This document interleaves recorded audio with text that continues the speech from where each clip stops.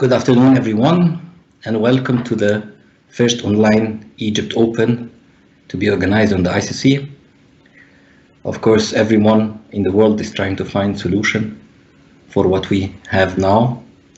And I think we are so much lucky having the opportunity to play online. Chess people, chess players, they always can get their space there. Today we have the first Egyptian Open. I do believe that it's the first time in whole Africa to organize a tournament of the country by federation online, as according to my knowledge. And it is on the ICC, or the Internet Chess Club, one of the oldest chess clubs online. I think my own account will be this June 20 years old on the ICC, since the year exactly 2000. And many players enjoy playing the tournament online. At least I hope so. First, I would like to introduce myself. I'm Omar Salama, FIDE trainer, international arbiter, and international organizer as well, who has been more or less involved in the chess in Egypt for many, many years. And then I moved to Iceland, and the same thing is happening here. But of course, I keep my roots to Egypt whenever I can. Today we expect a lot of players to play in the tournament. I think we are having till now, let me check how many players have joined. 63 players up till now. The tournament starting after 9 minutes. We are playing a 10-round Swiss system with a time control 3 minutes and 2 seconds. And as long as I know, we have like 5 grandmasters playing in the tournament, which is really, really a good record. I didn't hear that Grandmaster Issam El Gendi of Egypt, that he will be taking part, but the other grandmasters of Egypt, Bassem Amin, Ahmad Abdli, and Sami Shokr, and Abdurrahman Hisham, and as well as Adham Fawzi. All the 5 grandmasters are playing in the tournament. We will have 4 qualifications, 4 tournaments. It will be played today, Friday, then next Tuesday, and Friday and Tuesday at the same time, which is exactly at 1 p.m. the ICC time, or 7 p.m. the Egyptian local time, or Cairo local time. The tournament will be played according to the Swiss system of pairings, but the ratings of the players will be determined, which is the ICC ratings, which will be used for pairing. I hope we will have a lot of fights and a lot of interesting and good games. And the history of the ICC in the Egyptian chess is long. And I remember 20 years ago when we started playing on the ICC, it was like our hope to get a chance to play a title players. At this time, there were no grandmasters in Egypt, very few international masters winning the titles through the zones, which were not that strong at that time. And it was a great opportunity for the players to play strong players online and to get a lot of experience playing on the ICC.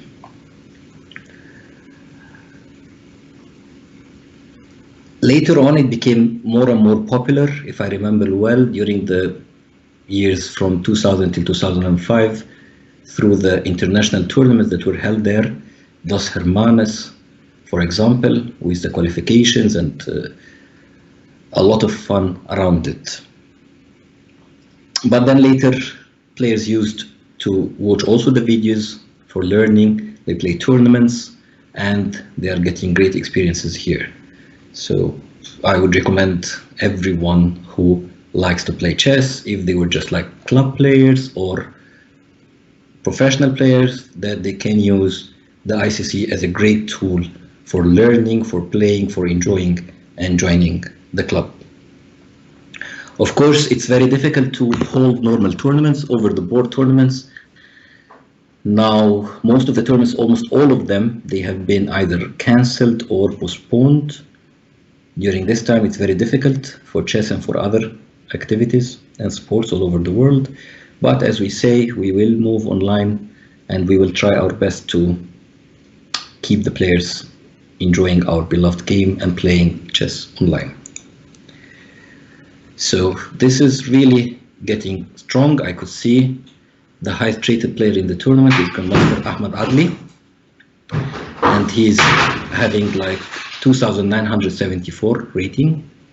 It's almost 3,000. And let me check how high did he reach before. I think his highest bridge rating was 3,435 during the year 2008. It must be one of the best ratings at that time on the ICC. And then, of course, his colleague, Bassem Amin, he has 2,793. And Grandmaster Sami Shokr, who is half Egyptian, half Algerian, born in France and raised up there, but he moved for some time to Egypt, and he's now living with his wife in Uzbekistan. He has a rating on the ICC 2,807. He's also participating. I'm very happy to see him. I think his last participation was the year 2016 for the national team playing in the African Individual Chess Championships in Uganda. Then we have Grandmaster Abdurrahman Hisham, who has 2,531 ratings on the ICC. He got his title in this same tournament that I was talking about in Uganda 2016 when he won it, which is direct titles. At this time, when you win a continental championship, you get the GM title directly.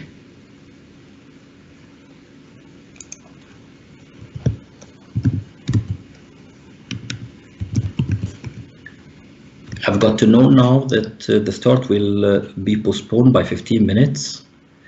So we are not starting at 1 p.m. ICC time or 7 p.m. Egyptian or Cairo local time. We will be starting 7:15.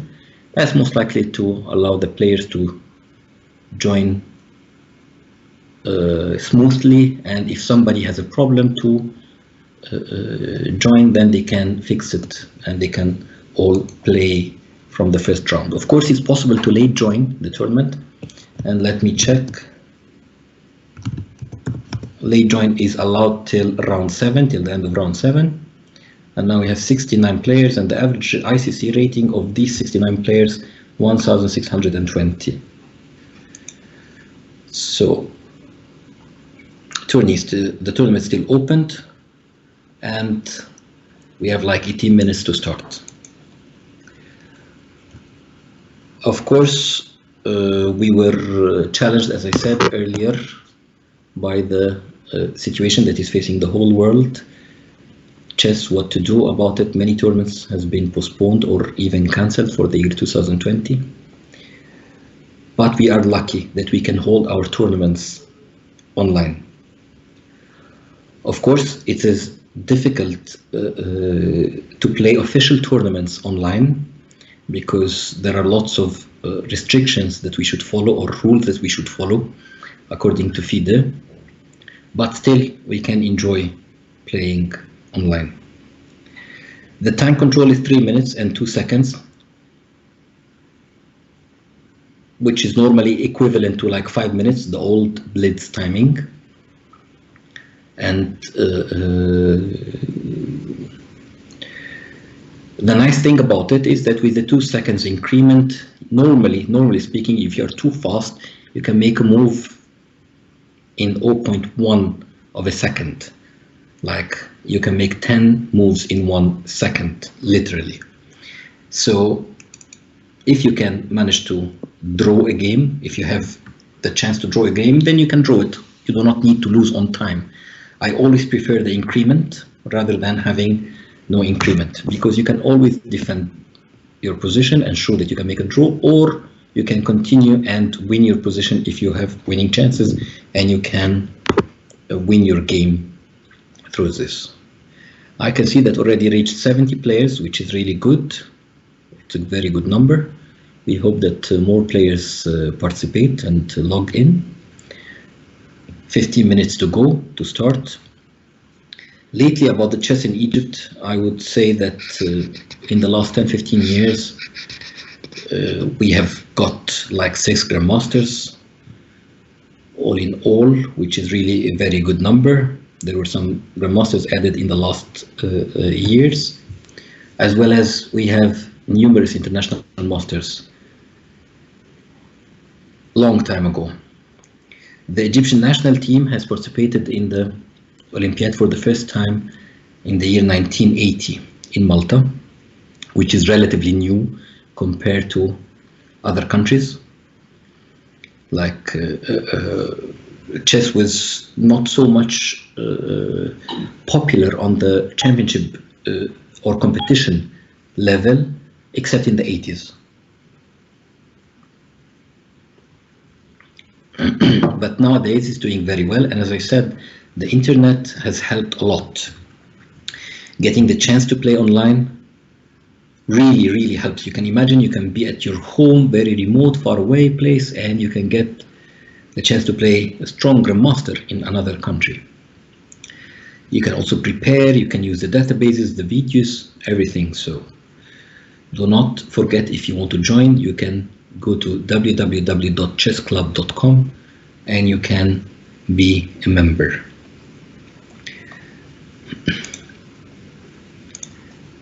I'm checking now how many players has participated or registered for the tournament. Actually, the almost 96 players registered, but we see 70 players online now. Let me check. Exactly. 72 players already. That's really good. And we still have the highest rated player is Grandmaster Ahmad Adli. Ahmad is very famous and well known in the world. He was the world champion under 20. That was the year 2007. And he's the only African world champion in chess. In Africa, we don't have any world champion in chess except Ahmad Adli for the 20 years and younger in the year 2007 in Yerevan, Armenia.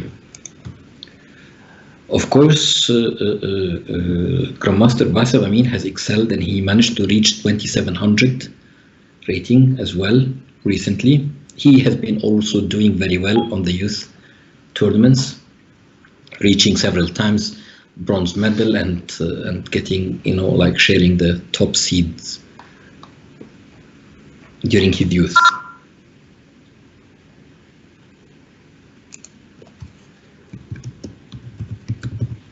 The tournament is keeping adding me because I'm in the Egyptian group to the participants of the tournament, but actually I'm not playing today.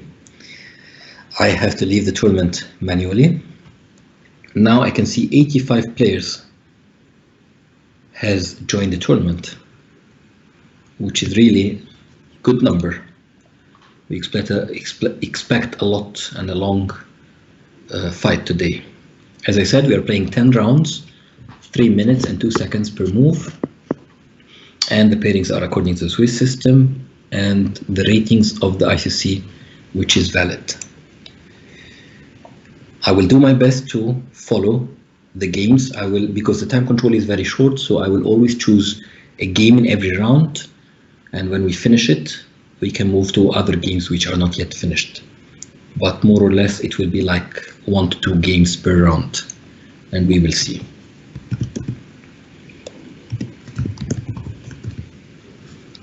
Okay, 83 players now, and the highest players still are there. I could see that some names, they have already other titles, but they are not yet registered by Tomato. Tomato is the tournament system of the ICC, very old system, but it's very good system. I myself was already like a trainer manager on the ICC. Started like a standard manager, then senior manager, then trainer manager. It was a lot of fun to run tournaments on the ICC. So The arbiter of the tournament, or the manager of the tournament, his name is Big Cool, and he will be in charge of pairing the players and checking that everything goes well.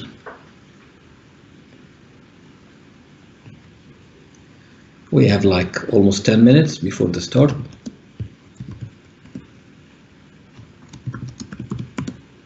Yeah, and the players are still coming in successfully.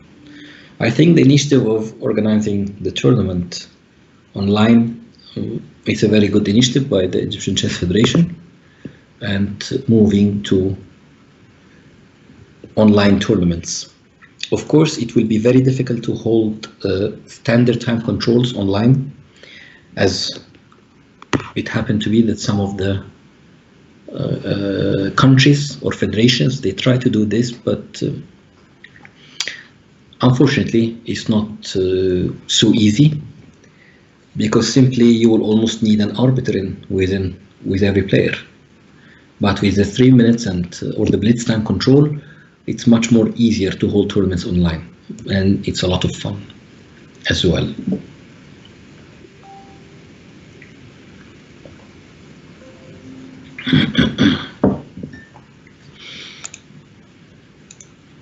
Now I was watching the news closely, and I can see that most of the countries now, it's very difficult to go outside unless you have a very good reason. So again, I would mention that playing online is just a solution for it, and we are lucky with chess.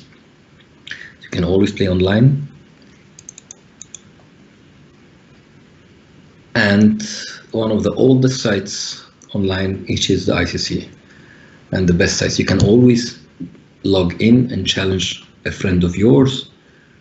You can challenge randomly any player and play, get to know each other, get to make friends, watch videos, and join tournaments online as well, follow tournaments and play in different time controls pools, like the 1 minute, the 3 minutes, 5 minutes, 15 minutes, 25 minutes even, and the Fisher random pool. Is just all what you need to click a button, and then you will be able to play. So although the ICC, as I said, one of the oldest chess clubs on the internet, it is still used by many of the strong grandmasters of the world to play and train there.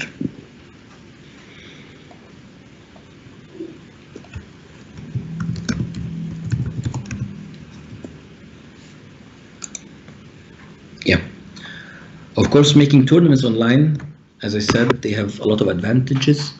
One of them is that they are very cheap. You do not need any equipment.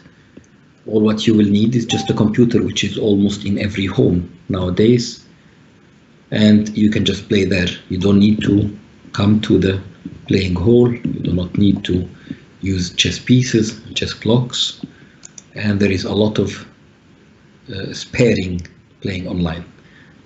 And also you can choose the time easily. Whenever you want, you can always log in and play. So the manager is saying that we are starting in 8 minutes. 8 minutes left to play, to start the rounds. I'm sure everyone is so much excited. They want so much to play. And I'm sure me too as well.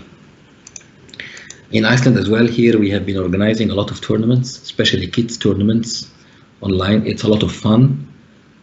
Keep them busy, keep them playing, and they can train and practice online while there is no possibility to play in clubs anymore. Also, there is a new initiative that we are organizing, the Nordic Championship for Clubs online during the Eastern vacations, which will be next week, and we will see how many teams will participate.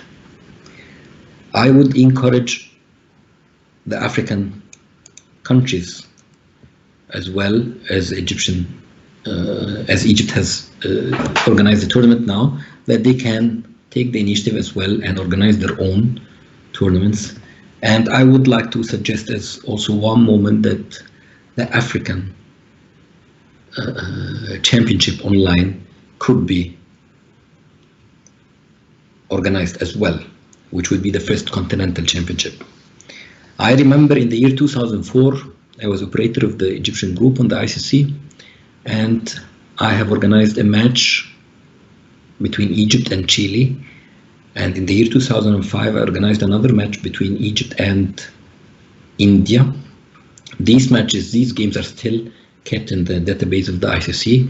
And I think it's one of the first, if it was not the first, matches between countries to be organized online.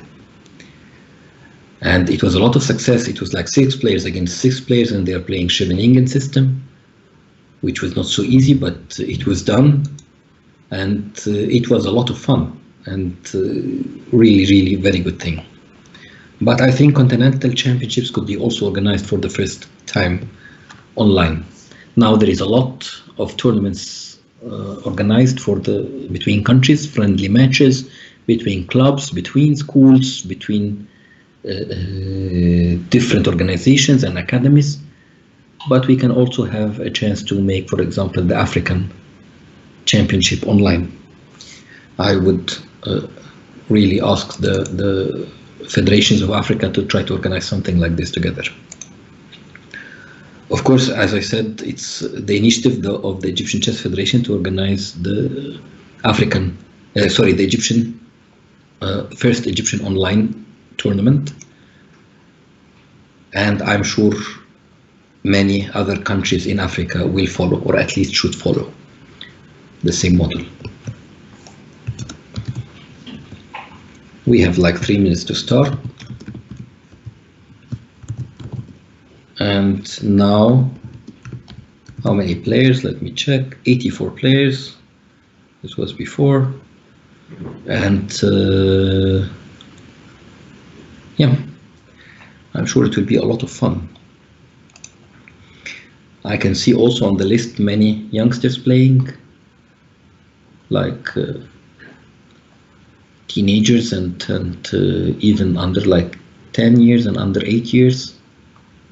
So I'm very happy to see that diversity of players.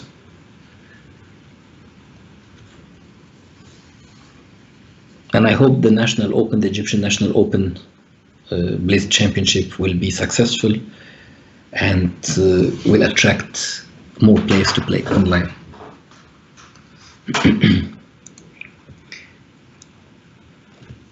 Let me check.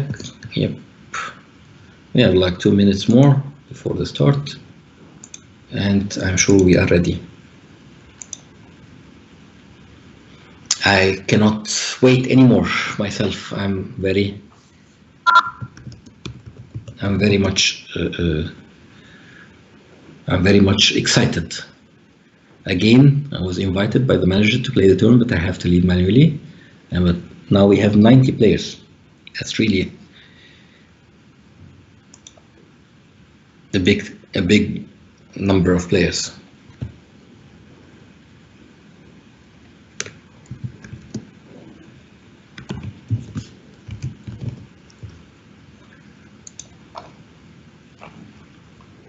Okay, I can see all the 5 grandmasters they have joined, and a lot of international masters as well. They are there.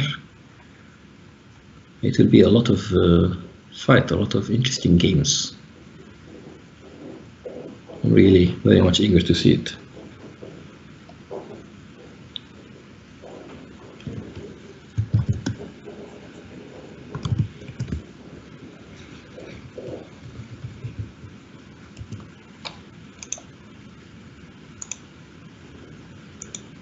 So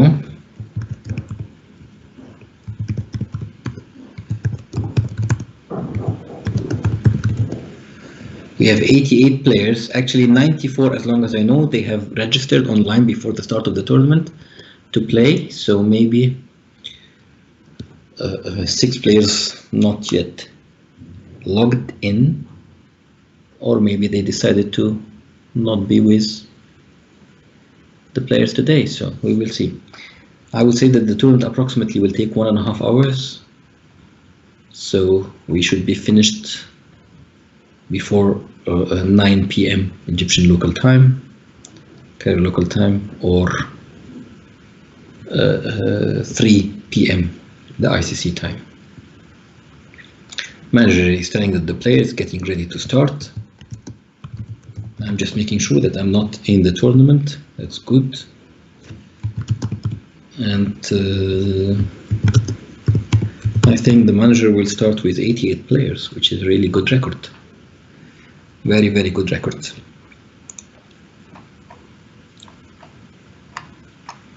I'm very much excited to see the clash between the Grandmasters and International Masters, and to see their level after being quarantined for some time, if they have been practicing or not. Let's see. Here we go. I see that the pairings are done and the games are starting too.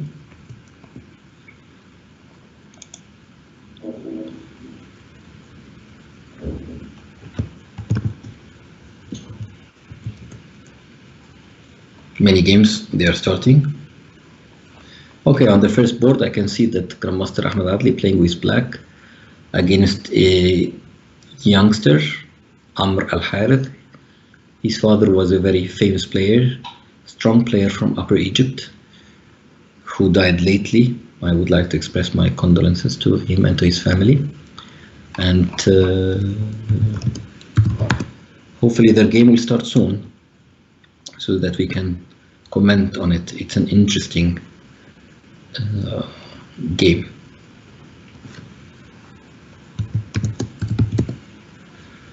Okay, meanwhile,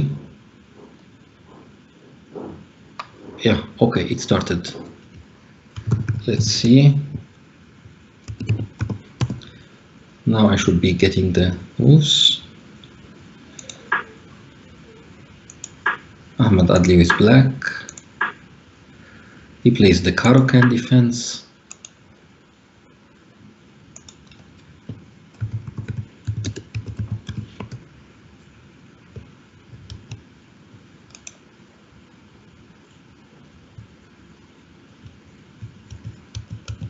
First two moves. Okay, let's go quickly.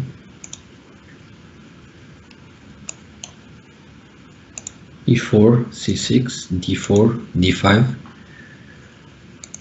E5, the advanced system. Then he played C5 directly, one of the relevant modern approaches to play the Caro-Can. C takes D4 immediately, knight takes D4, and then E6. Bishop B5, bishop D7, exchanging of bishops, which is normally favoring black, as we can see that we have two pawns in the center with the white on the white squares, so this bishop is not of the significance for black. Then short castling.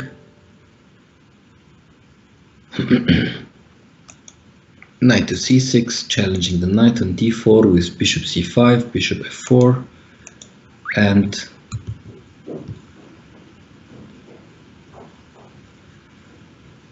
yeah.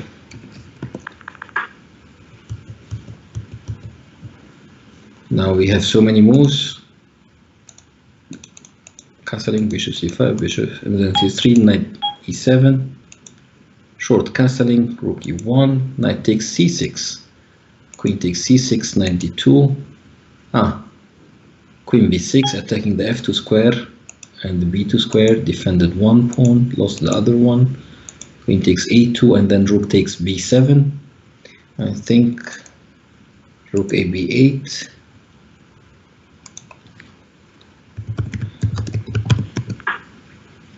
rook A B8, rook takes B8, rook takes B8, and then H4, knight G6,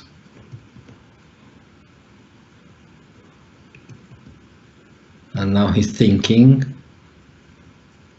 this position should be black better with the extra pawn on a7, but of course he has to be a little bit careful on the king side, because as we can see, white has like significantly strong pieces over the king side, but we will see what will happen.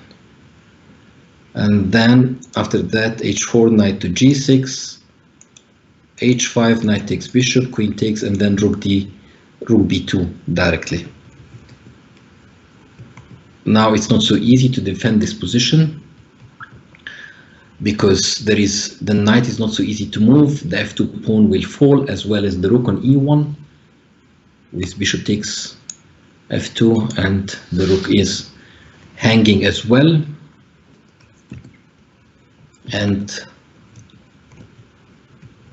well, let's see what will he do. He's still thinking. With white, it's not so pleasant position. All the black pieces are very active, and I think Grandmaster Ahmed Adli will not have any problem in converting his pawn and positional advantage as well into a full point. Probably what to do, rook to e2, only move, but this will keep all the pieces. I mean, if white starts to play rook to e2, all the pieces will be completely tied up. Okay, he decided to go for some counterplay over the king side with h6, trying to play queen g5 and threatening mate here. But I think bishop f8 by the end will be okay to protect the mate. So if rook takes knight, then he plays queen to g5 as it happens, and then he plays g6, the bishop on f8. When the bishop goes to f8, it will be protecting everything, protecting the g7 and protecting the 8th rank as well. So I think more or less the game is over. I'm thinking to move to another game.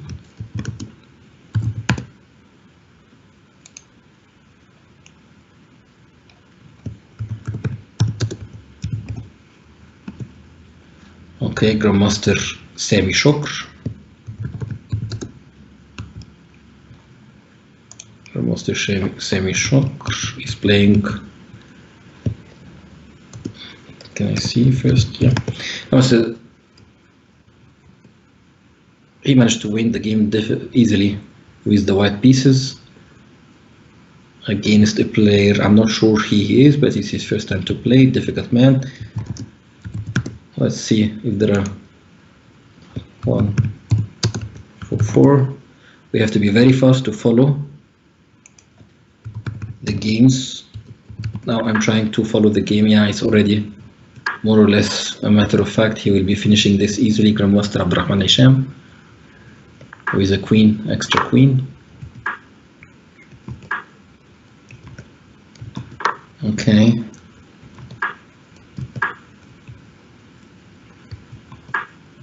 Check. Okay, that will be an easy win for him as well.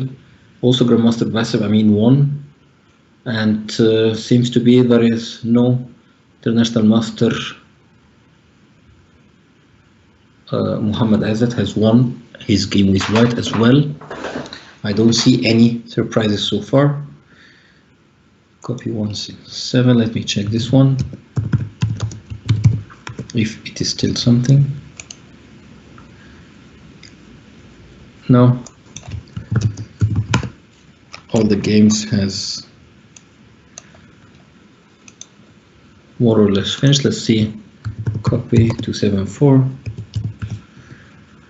International master Karim Wagi playing with the black pieces. I'm not sure about his opponent, who he is, but he's an exchange up and relatively easy position in the ending. Let's see what's happening. Yeah, the rook will be easily grabbing the a pawn, as we can see, and then this a pawn will be also converting I think white is just playing in his last seconds in order to try maybe a trick with the knight. That's the only thing. Forking the knights are always very tricky in these blitz positions. If you just keep the same rule, which is easy, keep the king and the rook on different colors, then you will never get forked. So if the king stands on a white square, keep your rook moving on black squares, and vice versa. That's the easiest way. We always tell it to the youngsters when they play blitz. Keep the king and the rook on different colors, then you will never be forked. Okay, so this game has finished as well. Let me see. Yeah, we have 2-7-4. This is also finished, this game of International Master Karim Ogier. He's a rook up and very easy position.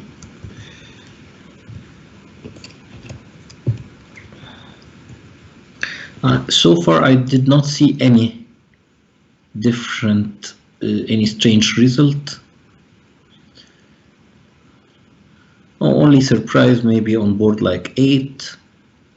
Khaled Abu Reda with white beated Ahmed Khairat. Okay, nothing really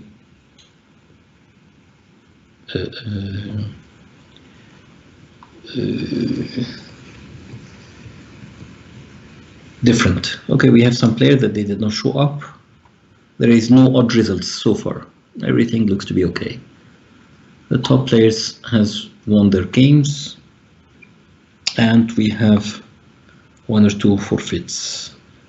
Let's see what will happen.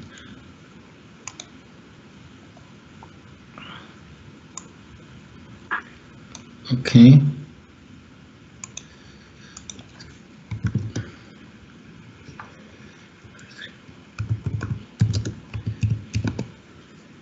Okay, there is a game that we can see.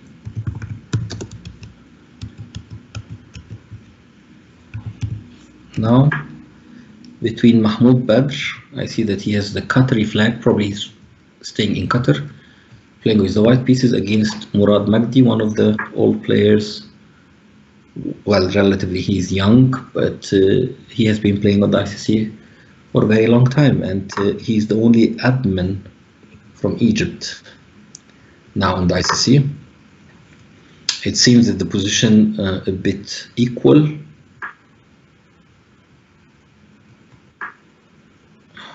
Or white is even having some attacking positions.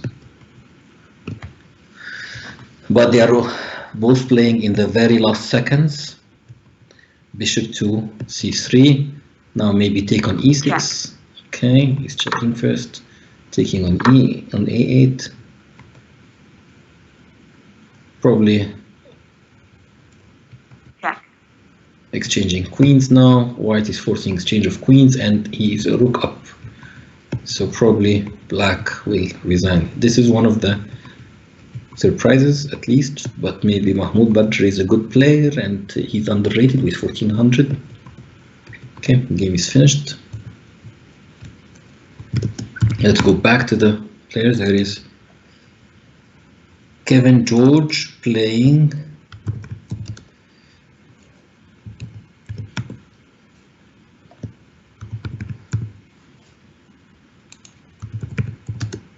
I think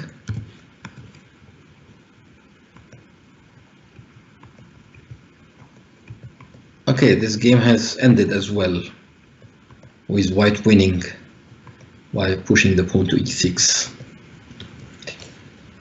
There is no defense against e7 and then queening as well. Okay,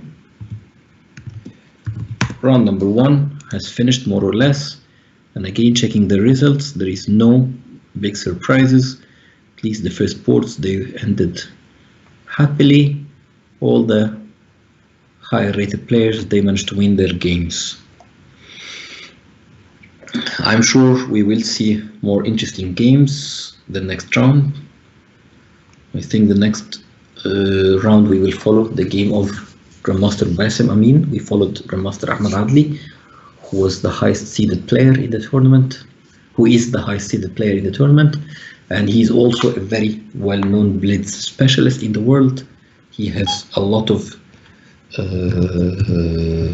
wins all over the world. I mean, over very, very strong and world-class players. Round 2 has started, and I said we'll wait for the game of Grandmaster Basim Amin to start, and then we will immediately start to follow it.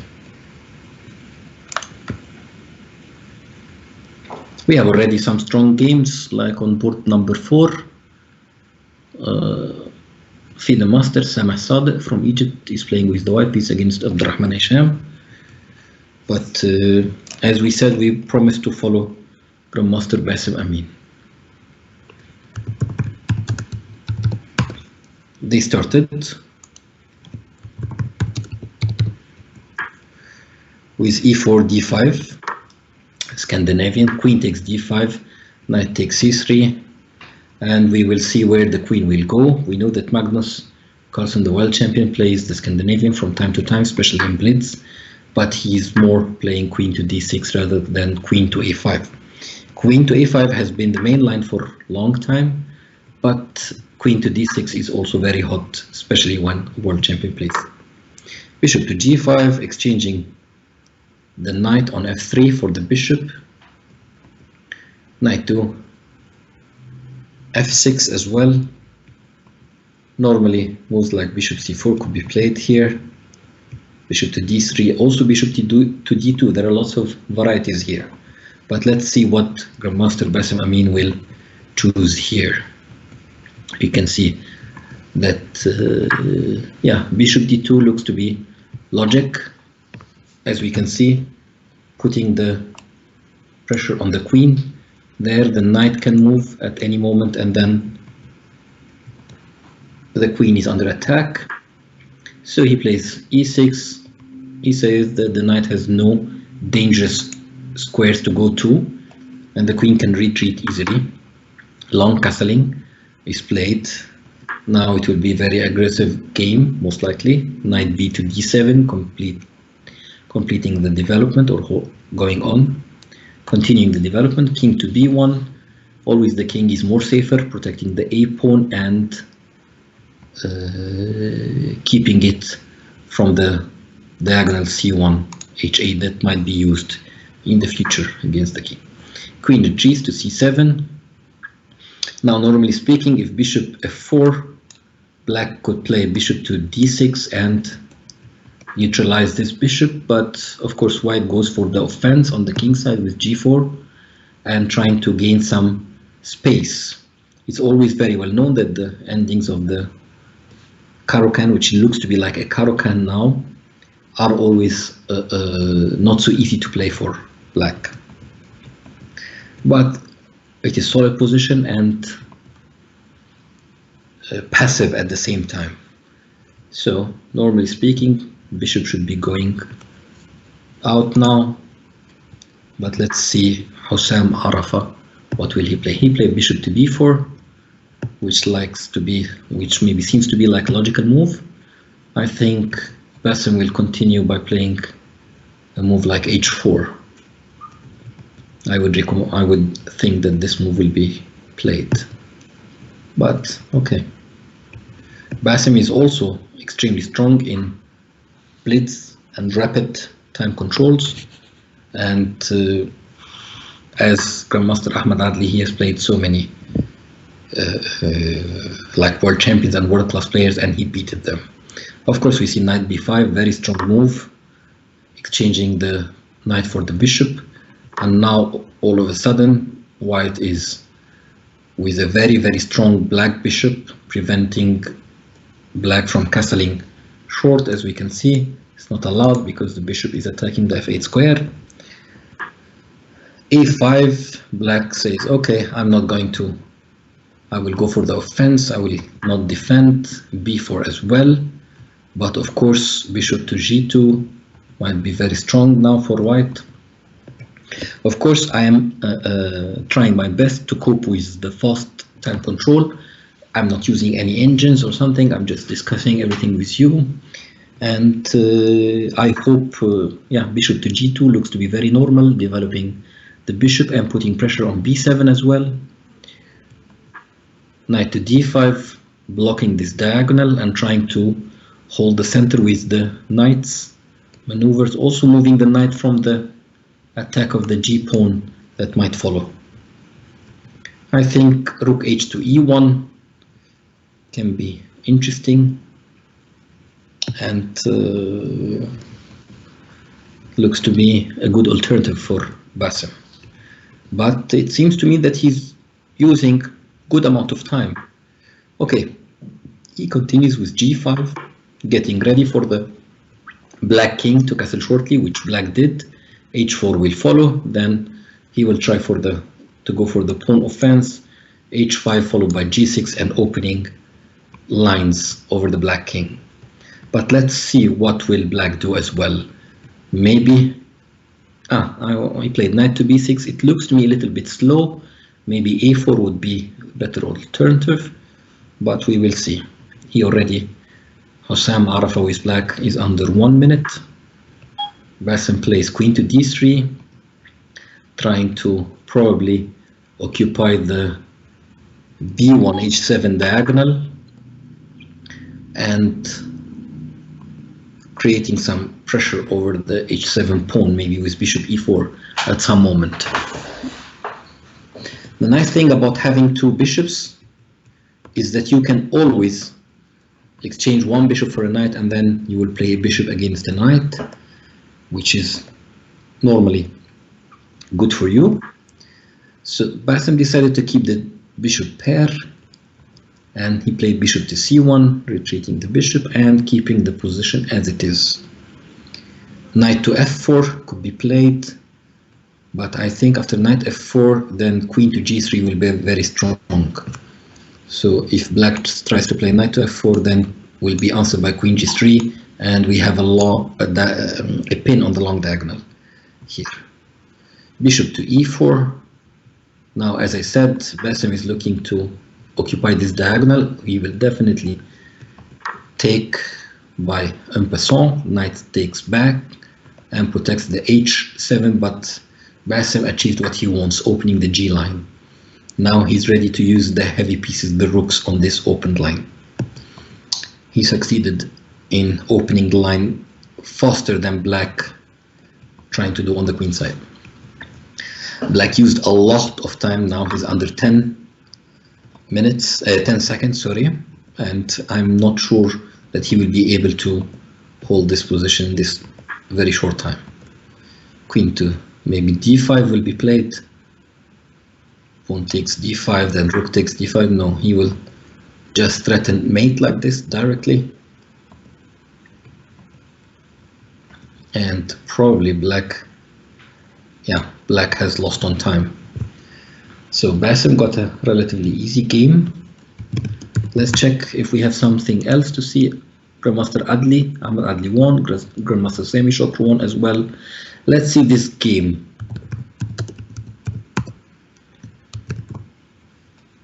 Which is played FIDE Master. Sam Assad is playing with the white pieces against Grandmaster Abdurrahman Hisham with the black pieces. Okay, so position looks to be in favor of white. Simply white is a pawn up, a complete free pawn up, but the black rook is very active on the second rank, as we can see. Knight to c3. Very good move. Okay. Knight takes knight, knight takes knight. Maybe black will be able to make a draw here. I'm not sure. But oops, this is not a good move at all. I think he could have taken on g4 and then check on g6, weighing the bishop, but we will see. Okay, it seems to me that this bishop is lost. So white is winning. This is one of the best surprises. FIDE master Sameh Sadeh with white is winning Grandmaster Abdurrahman Hisham.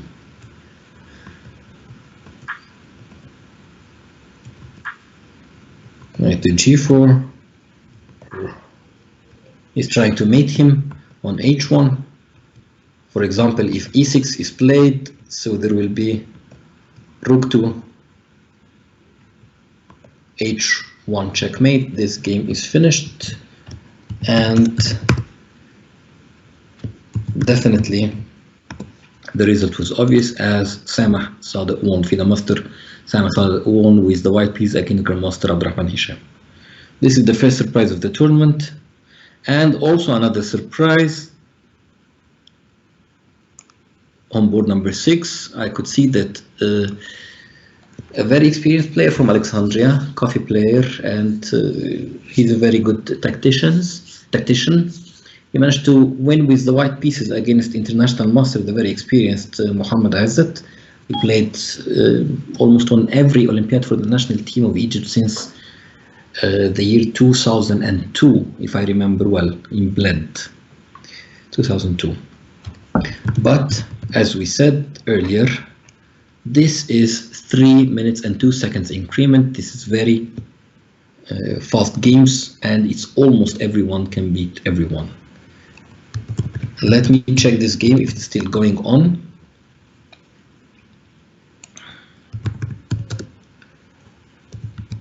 Yeah, it's going on, which is between international master Karim Waghi. He was an Egyptian prodigy when he was younger. Now he's around 2400 rated player. He's playing with the white piece against a young international master from Egypt who has been showing very good, I must say, level some years ago. But then there was not much development in his style and his rating and his level of play. So this game has ended as well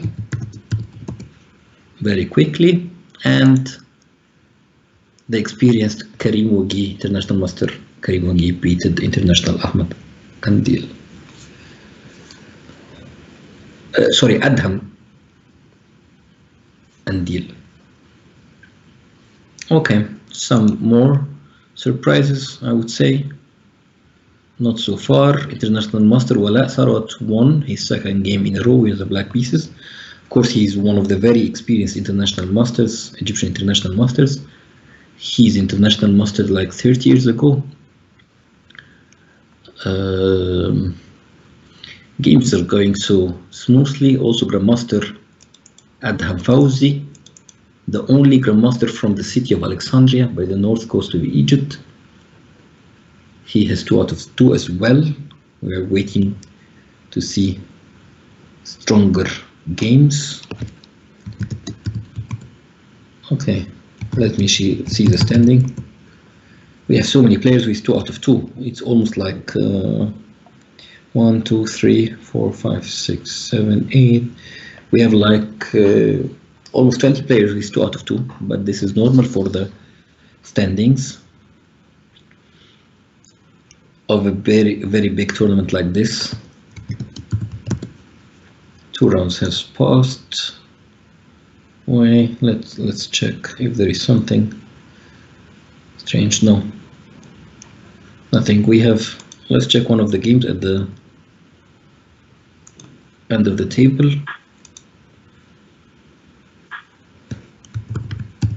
Three to 9.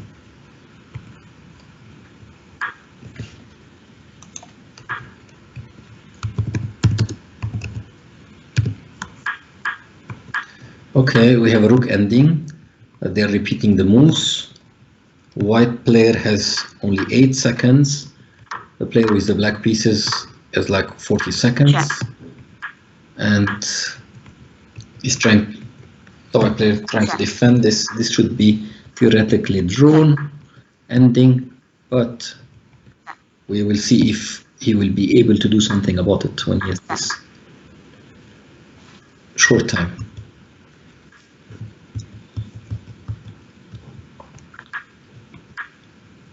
Okay, more or less the position is not changing.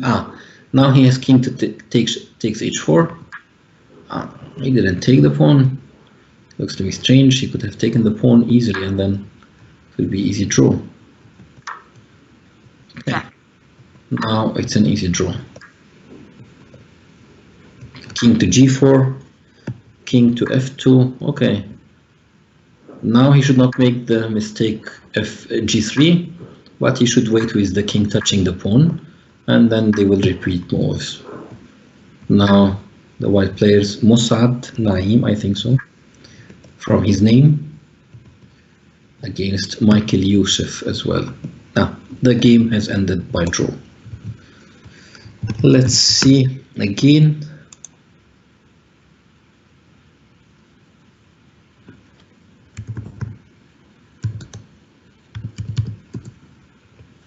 We have here one game, pawn ending, which is playing against a player whose name Hannun or Hani, most likely, and Tchaikovsky FIDE master. I think the Tchaikovsky, his name is Sharif Ashraf. I don't know of any Sharif as a FIDE master, but we will see.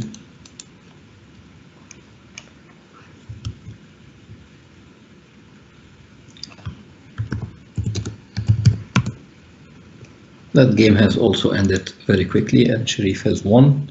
So all the games has ended. We don't have any other games going on. We have like 20 players who has 2 out of 2. But still, if you remember, we are playing 10 rounds, the Swiss system today. We only finished the first 2.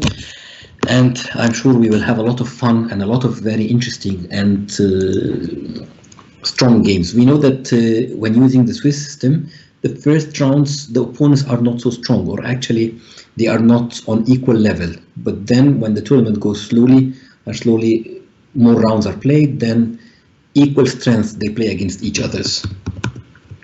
Now we are waiting for the start of the round 3. I think the manager is just checking on everything. He's removing the players who are disconnected, who are not going to play in the tournament longer. They are not to be there. He has to put the results manually and to check on them. When, of course, being a manager of such big tournament, you have to be careful that you don't remove somebody that just got disconnected after their game and they are logging back in again. So you have to show some patience with the players. Very interesting system. He's giving probably a short break for 1 or 2 minutes if any of the players wants to use the restroom and come back, because it is very difficult to stay like 1.5 hours or almost 2 hours playing all the time. I'm sure we will have more interesting pairings in the next rounds, and I'm really looking for the first clash between the grandmasters.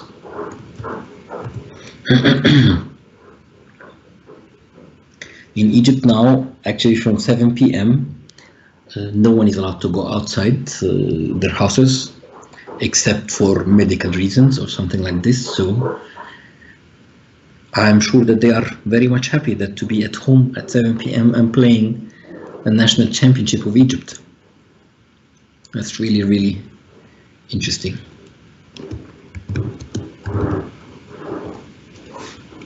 Okay, I would expect there are also some strong players that they are not playing in the tournament. As I mentioned earlier before we start the tournament, that Grandmaster Isam Al-Kendi, one of the very respected players of Egypt in the history of Egypt, he's not with us today. I know myself Isam personally, and he's a very nice and interesting guy, but he favors longer time controls and he's not interested in very short time controls. He has a philosophy about that. He says when the time goes short, there is no level of chess. Anyone could beat anyone.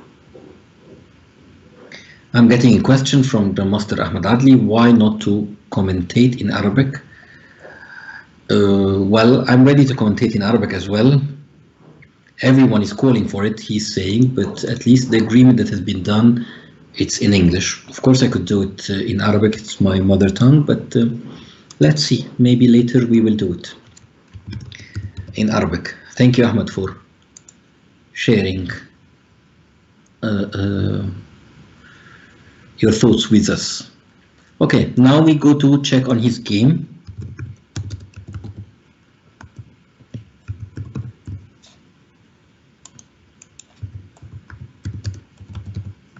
I hope everyone is following me.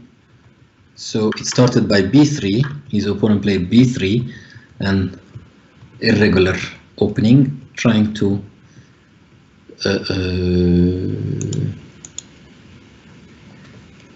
let's say get Grandmaster Ahmed Adli out of book. But I do remember a game of Grandmaster Ahmed Adli, very nice game. He against world-class player Richard Rapport from Hungary, when he played b3 and Ahmed played a5 followed by a4, and he managed to win, I think, in 28 moves, less than 30 moves. A very nice game. So it was not a big surprise for Ahmed.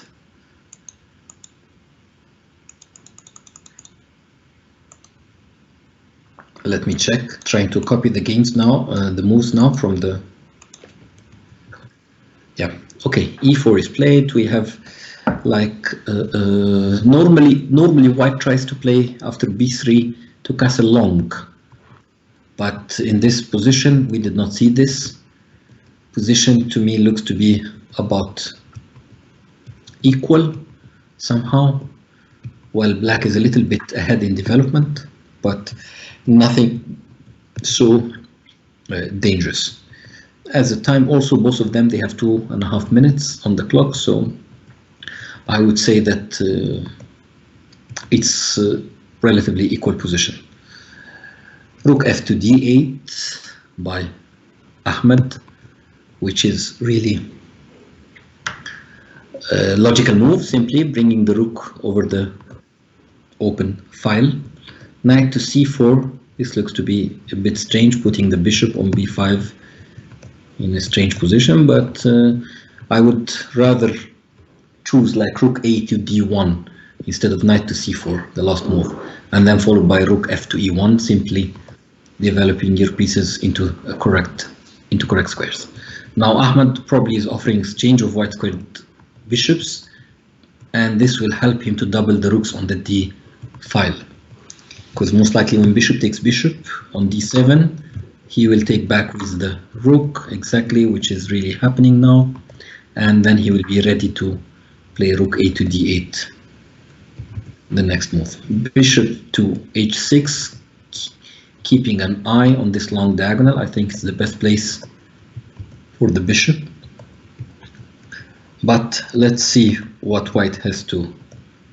I think looks to me very logical to put one of the rooks on the d1 square, trying to neutralize the rooks of black.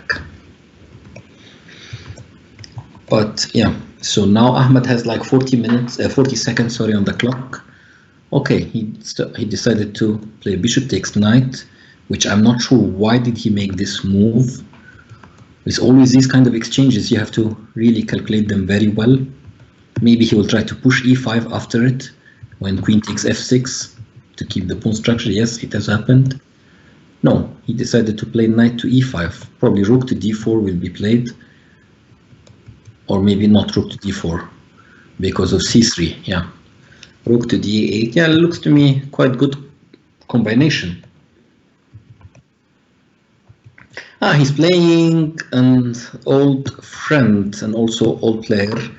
Not old, but I mean he's almost 40 years old now, or will be 40 next year.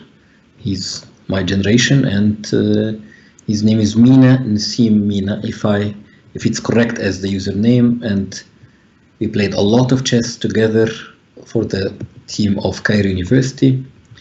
We were Egyptian champions and Arab universities champions as well for Cairo University. He's a good player. He moved to Italy, and I do believe he's still living there. I hope that his situation is okay there, and he's managing his life there. So knight to c6, he's trying to retreat the knight to d4. But then white has some counterplay with queen to g4. Maybe black should play rook to d4 instead, but we will see.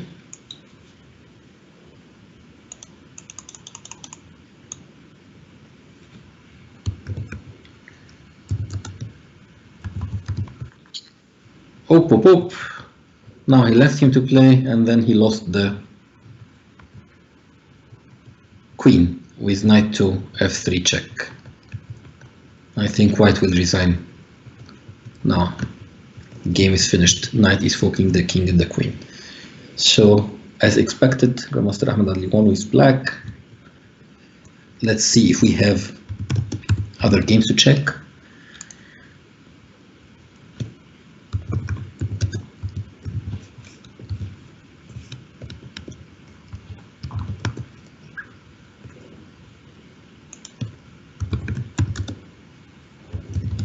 Okay, we have Grandmaster Midu, who is Grandmaster Sami Shokr, against Al-Mudammir. I'm not sure who is he, but the translation of his name is the Terminator.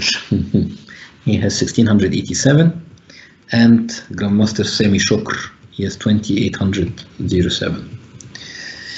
Sami is very well known in the world by playing unorthodox openings and like the Hippo systems and all the modern systems as well, which tries to deviate the opponents from the main lines, and by playing them very often he gets a lot of advantage against all his opponents, because he's simply prepared to play these kinds of positions while his opponents does not have a lot of experience playing them. He has played wonderful tournaments with the national team of Egypt, especially in the World Cup. I think it was the Continental World Cup, and he managed to score a Grandmaster norm in the most difficult team tournaments in the world.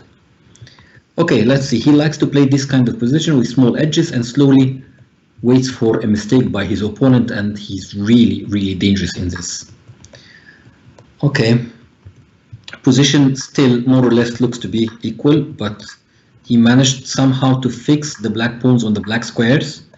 He's offering exchange of queens as well, hoping that the black square bishop of black will be really bad in the ending, and he will manage to play against it. I think this is the idea behind it. Yeah, this is what he's going for. He has all his pawn on white, while black has the pawns on black. He pushed f4, e5, and now we play king to d3 most likely. Let's see what, yeah, king to d3, it has happened. And he will try to transfer the king to e4 or c4. Yes, it's going on. Everything looks to be like as the book. Bishop takes g5. White managed to get a pawn, grab a pawn, and he has a decisive d6 pawn and an h pawn as well. Now all the pawns are falling. Black pawns are falling. This will be very easy and game for white. He just followed the rules. He managed to exchange all the pieces and keep the bishops, which were clearly favorable for white, and he got all the pawns of black. Very simple, as we are reading the endgame manual, or getting a very clear example of the endgame manual of Mark Dvoretsky, the late famous chess coach. Yeah, that will be not difficult for white to convert with an extra 3 pawns. Yeah, he's trying to push, yeah, king to e6, and then no defense against d7 and d8. Yeah, d7 will be played, correct. Everything looks to be so much. He's trying to block the king, not to escape. Okay. I think we will leave this game for now. It's quite easy. And we will try to check other games which are still being played. Grandmaster Bassem Amin won easily. International Master Mohab Amir won easily as well. And let's see the game of International Master. It has finished as well. Games are really very quick. Okay, so the top 10 or 15 boards, they are already finished. I don't see any surprise except a draw between Mark Yasser with white pieces against Karim Ogi. Samah Sadeh as well with black, he beated FIDE Master Samah Sadeh with black, he beated International Master Wala Sarwat, and I'm sure it was an interesting game. And then Grandmaster Adham Fauzi from Alexandria, as I said, the first Grandmaster ever from Alexandria. He managed to beat with the black pieces FIDE Master Sharif Ashraf. I can see that Muhammad Izzat, International Muhammad Izzat, is climbing back again with 2 out of 3 after a surprise loss. Also Grandmaster Abdurrahman Hisham, after he lost the second round to FIDE Master Samah Sadeh, he's back on track with 2 out of 3. And all the games are finished except one. Let's try to check it.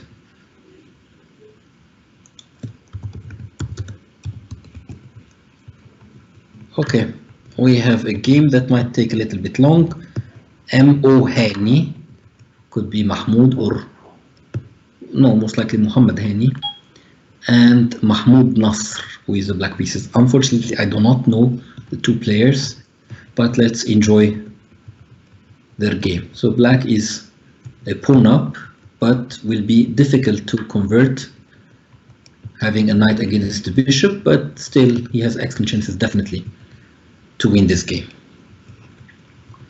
Bishop to b2, probably he will try to push more, but also the time advantage. Black has 25 seconds or 30 seconds now, and white has 7 seconds.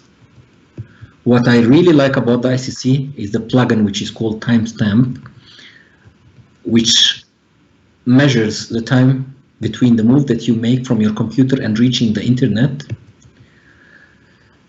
This way gives you the correct timing between the players. It calculates the time correctly. Okay, white lost on time. It will be really difficult for him to hold. Let's see. The tournament is paused by the manager. And now I'm checking there is no big surprises so far, except the draw of Mark Yasser and Karim Waghi in this round. I wouldn't call a surprise that FIDE Master Samah Sadeh beat International Master Wala Sarwat. He's a very strong player, especially blitz player, and I think Samah could have achieved more in his chess career if he takes it more seriously. He has definitely a very, very good talent, and also talent for learning. Okay. So that everyone knows, the late joining of the tournament is till the end of round 7. We have only finished 3 rounds. If there are Egyptian players who are listening to us and they want to join the tournament, they can still log in and type tell peer late join. This is the comment to be used in order to join the tournament, or late join the tournament. And you will get half a point for every missed round. That's the system of the ICC. As I told you earlier, I was at some moment a trainer manager, and I somehow I managed to run more than maybe 2,000 tournaments on the ICC. I don't remember the exact number, but it was like around this number.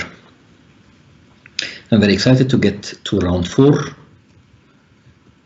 But as we said earlier, between the rounds, I'm sure the manager is trying to give a little bit of time to the players If somebody needs to use the restroom, bring some coffee, or get some gloves, because nowadays maybe you need to use always gloves, even in online tournaments.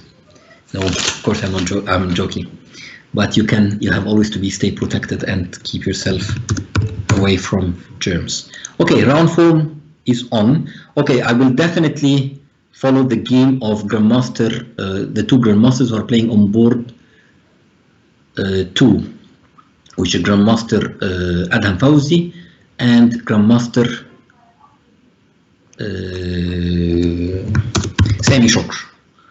Okay, it's copy 510. This is the command I use. And let's see these two Grandmasters play. Okay, as we can see, Black used the modern system, which I told you about earlier, that Black uses the modern system in order to deviate from main lines. And White, or Grandmaster Adham Fawzi, is playing the most aggressive, the Austrian attack. It seems to me that he knows all of this and he has prepared all of this variation, but it seems also to be new for Grandmaster Adham Fawzi. Especially, it's very dangerous that you allow your king to be not castling like this and standing on f8. Now he checks. Most likely, knight to c3 takes on d4. So it seems to me like knight to d4. Knight to c6, attacking the knight on d4. It's not so easy to calculate all of this in blitz. Knight takes c6, maybe he will take on c3. Now is the first time for Grandmaster Sami Shokr to think in this position. Looks to me like knight takes c6, 13th move is new for him or outside his preparation. But of course, playing this kind of positions is extremely dangerous, and you just need to be really extremely prepared. Now the knight on g4 is hanging. Queen can take g4, but bishop will be answered by bishop taking c3, definitely. Okay, he decided to go for the safe one, bishop to d2, and keeping his position safe. Position materially equal because the pawn on f7 most likely is not counted. Still, it's on the board, I know, but Black can capture it anytime he wants. Maybe it's a way of protecting the king, even standing on f7. But I think the safety of kings in this game will decide who will be able to open up the position on the opponent's king, will be having the initiative and the excellent chances to win the game. Of course, it's very difficult position and he needs to calculate. Now he's using a lot of time. It's good for him to keep the knight there in order to prevent White from short castling, because if White castles short, then there will be check on either b6 or on c5 simply on this diagonal, and then this will be really difficult to answer. Of course, Grandmaster Adham Fawzi knows this. He went to play queen to e2, trying to prepare. But now we can see some geometry in this position with the rook attacking b2, as well as the bishop on the long diagonal and the queen on c3. So we have potential targets for Black, sorry, to play on. So this is the dynamic energy which is in the position. The position which definitely Sami enjoys it with Black. He likes to play this kind of positions. I'm not sure about Grandmaster Adham Fawzi. I didn't manage to follow him closely. I do not know his style of playing. I've seen him only playing for the national team in one of the Olympiads, I think 2016 in Azerbaijan. But he's from the young generation, and I was not getting the chance to see him closely. But definitely, I know that Sami is enjoying this kind of positions when almost the board is opened like this, and a lot of opportunities are there. So h3 managed to push the knight backward. It's not so easy how to defend the b2 pawn, because if you play like moves like rook b1, then it will fall into rook takes b2 with a very strong initiative, then followed by bishop takes knight and a lot of pressure. But maybe, yeah, so he decided to castle short, white castle short, and rook takes b2. So more or less, as I said, the position is double-edged. The time will be very, very decisive. Who will have better time and better position of the king will win this game. Rook to b1. Now he's trying to get to the black king through the back rank, trying to get the b line for the white rook. For example, if rook takes c2 here, there will be always a check. King take, and then king takes f7, followed by moves like queen to c4, and a lot of initiative for white. But let's see if it's enough or not. Rook takes b1, which is the most safe option for black, and then white takes rook takes b1 as well. Maybe knight to f5 will be played, trying to bring the knight to stronger outpost or stronger square. But we will see. As I said, time is very, very important. Adham has 24 seconds, and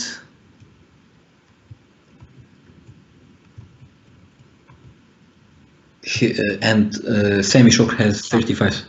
Queen to c5, trying to bring the queen to the center. Probably not so easy where to move the king. King to h1 will always have the problem of knight f5 and checking on g3. King to h2, bringing the king on the black diagonal. Okay, bishop takes knight. He's attacking the e7 square. Maybe bishop to f6 will be played, consolidating the king's position. But yeah, it seems Sami will be winning. He's a piece up now, a complete piece up. Bishop to b5, to b4, sorry. Queen to d4, keeping the queen center, attacking the f4 square. I think this will be finished now. Yeah, queen f4 will end the game. Yeah. And then queen to c1, or queen to f1, followed by bishop to e5. Let's see, bishop e5 will probably finish the game. Yeah. He had to sacrifice his queen. Queen to f4, and then takes the bishop on b4. Okay. This is finished, definitely. Sami is a very, very, very strong blitz player as well. We should not forget this. White has resigned. Thank you guys for a very, very good game. I'm really happy to see this kind of games. A lot of fights. Let's see. Copy 819. We get the top board. Grandmaster Ahmed Adli.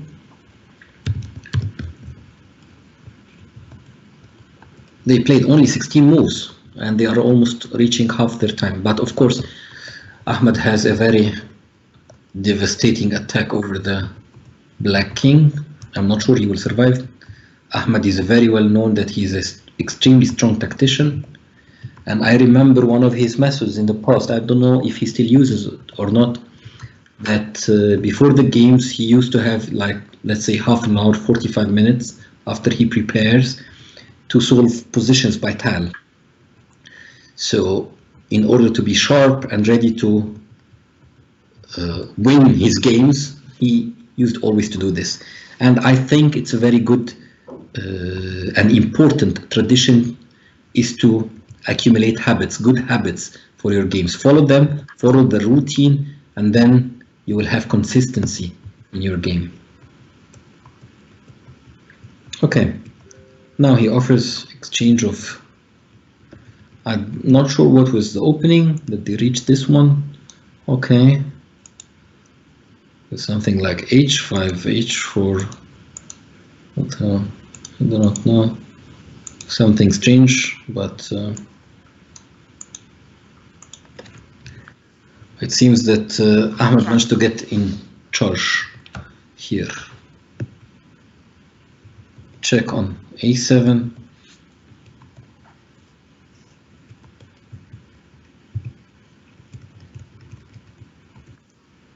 And then he took. Question is, king takes a7. No, he didn't. This is not good. Now I think the game is finished. There is a check on g4, yeah? Exactly. f5 are more or less forced, yeah? Played rook takes f5, and now the king does not know where to go. A discovered check is threatened, like rook to f6, swinging the queen. And the king has nowhere to go. I mean, if you take the knight, like here, then, okay, let me see. If you take the knight, then you have a check here and the queen falls. So let's see what has happened. He played queen to e6, and Ahmed responded by knight to d4, knight to d7, queen to d7. But okay, it's a whole piece up. Yeah, if I see it correctly, it will be no problem. Yeah, he offered exchange of queens, and it should be a piece of cake for Grandmaster Adli to capitalize on his advantage. This definitely, I'm sure he will finish it. Bishop to e3 maybe. He's still thinking. Yeah, bishop to e3 looks to be safe. Oh, knight to e6. This will lose material as well. Black will have to lose more material. Okay. Now white is completely winning. I think he should resign. Yeah, he resigned. So nice victory by Grandmaster Adli. Let's go and see. He disconnected actually. Okay, so the first loss by Grandmaster, which is Adham Fawzi in round 4, but he lost to another Grandmaster, so it seems to be okay. Grandmaster Bassem Amin won easily. I would say so. I'm not sure. There we have a surprise. Fadi Marco, or Marco Fadi, I'm not sure. I think he's a FIDE Master 2300, maybe, or 2280, around this rating. And he managed to win with the black pieces, Muhib Amir. So Sameh Sadiq with the white pieces, he keeps his streak of winning 4 games in a row. So he has 4 out of 4. International Master Muhammad Azad, as I said, he's coming back again with 3 out of 4. Let me check the standings. Okay, we have 1, 2, 3, 4, 5 players with 4 out of 4 and 1 player with 3.5. Now things are getting to be more clearer. Out of these 5 players, we have 3 Grandmasters and 2 FIDE Masters who are leading the tournament with 4 out of 4. And then comes International Master Karim Waghi with 3.5. So definitely we will see good matches in round number 5. And then there are plenty of International Masters who are trailing them with 3 points out of 4. Among them, International Master Muhib Amir, International Master Adham Andil, International Master Wala Sarwat, Muhammad Azzat, and Grandmaster Adham Fawzi as well. And I think this is another International Master here. His name is Muhammad Nader as well, with 3 points out of 4. Of course, the tournament is still very long, and you have to show a lot of readiness to play 10 games with 3 minutes and 2 seconds, and you keep focus on when playing, because sometimes it helps you to focus when you're playing normal tournaments, but not online, to play that long. But we will see who is more focused to finish the tournament. So we are waiting for the pairings of round 5. I'm sure we will enjoy strong games as well. Hopefully we will see the pride of Egypt, the two grandmasters, Bassem Amin and Grandmaster Ahmed Adli, playing together, and we hope we will see a good fight as well. And as I say, Grandmaster Sami Shokri is very strong, very dangerous in blitz games. He's born 1987, the same age as Grandmaster Ahmed Adli, 1 year older than Grandmaster Bassem Amin, and he's also very, very strong in blitz games. Now the robot or peer is waiting to go for the next round, and I cannot wait more.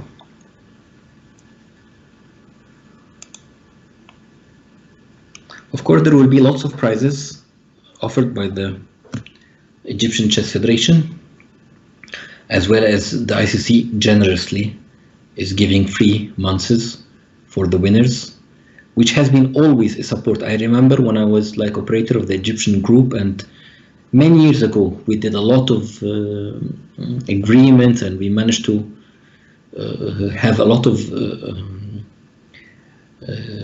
good cooperations between the ICC and Egypt, officially and non-officially as well.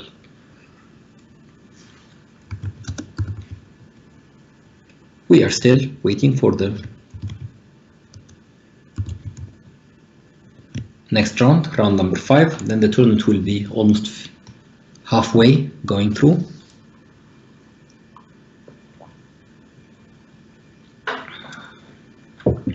Still, I would like to remember, remind everyone that the late joining of the tournament is allowed till round number 7. Now we have finished only 4 rounds, so you still can late join the tournament. You log into the ICC, you log on into the ICC and say, tell peer late join. Then this comment will allow you to, but of course you have to be in the Egyptian group, because this tournament is restricted only for the Egyptians.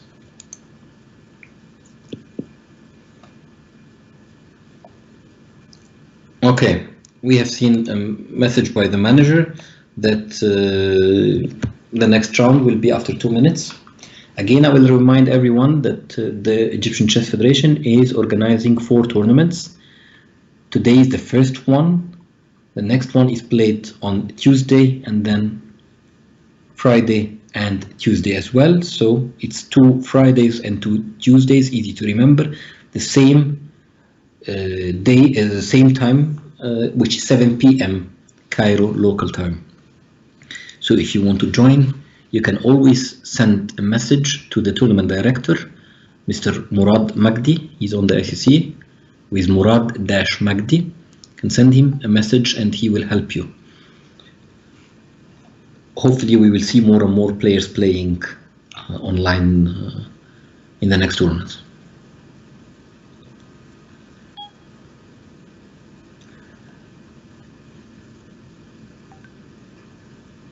Okay, so the manager is saying that sorting out disconnections and also other small issues. Of course, it's not so easy to manage a tournament with this amount of players and to pair them and so on. Some players are disconnected, some players they have problems, and to reconnect back, so he has to wait. Players have to wait for the next rounds to start.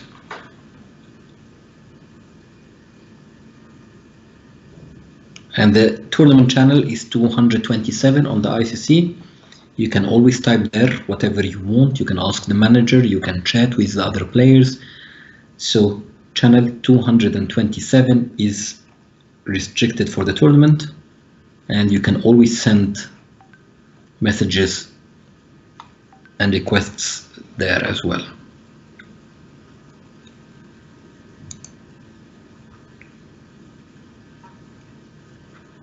Let me check on the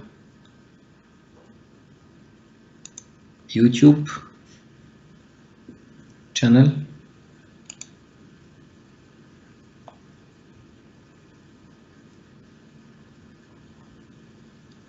If we have some discussions there or somebody is asking a question. Let's get also some questions in between if we have. Let me check. Okay. Things looks to be normal.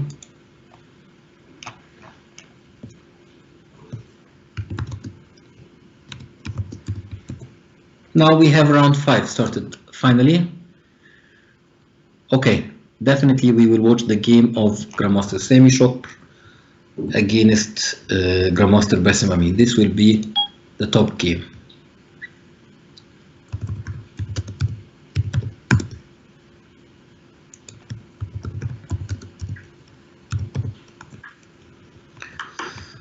Okay, so Sami is playing with the white pieces against Bassem with the black pieces.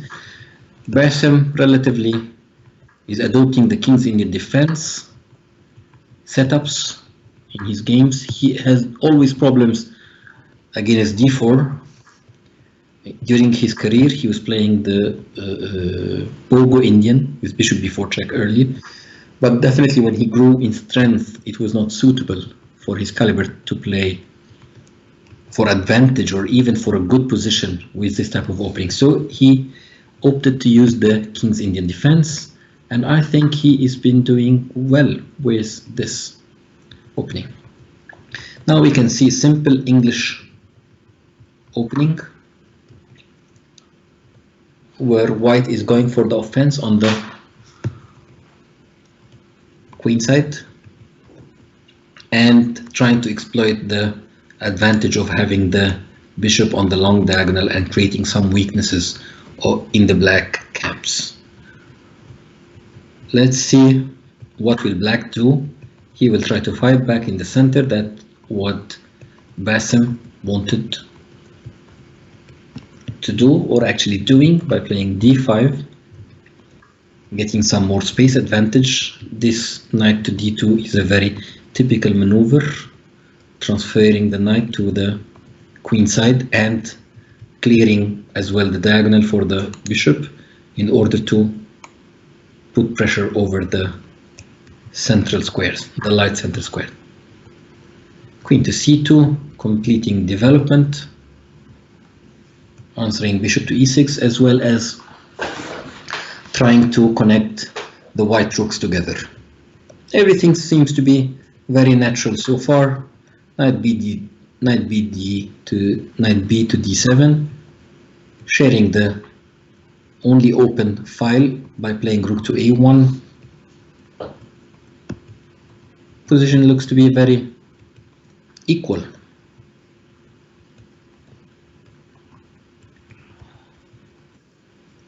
Queen to e7, also connecting the rooks, ready for exchange on a line, then the rook will take back, and so on.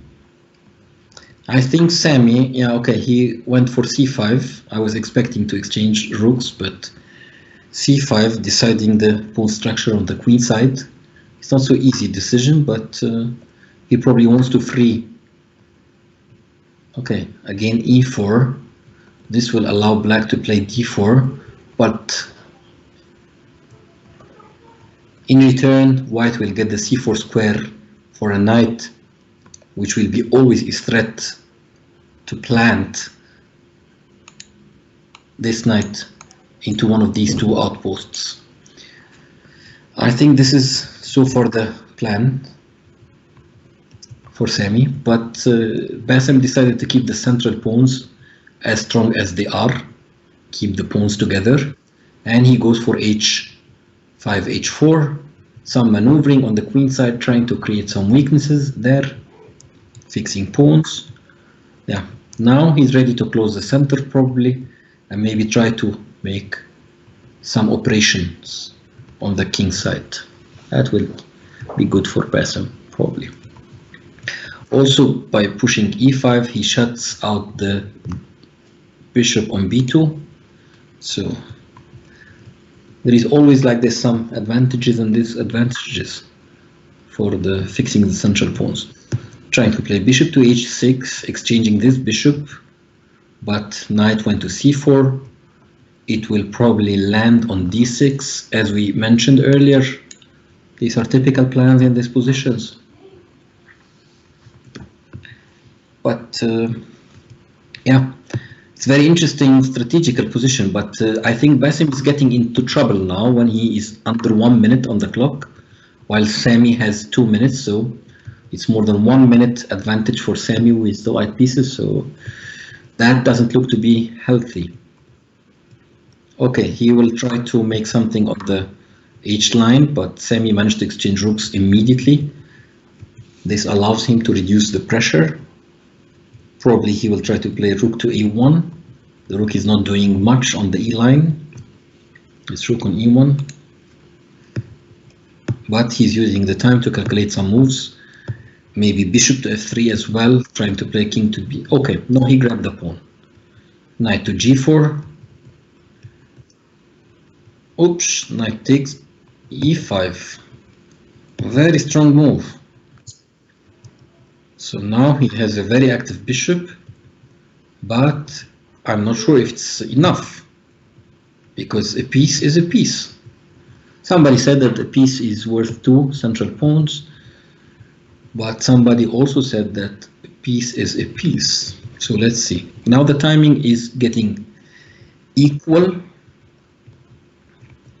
Very carefully playing. Now Samuel is f3. I think he needs to use the pawns to push the pawns that he has. He has 3 pawns for a piece.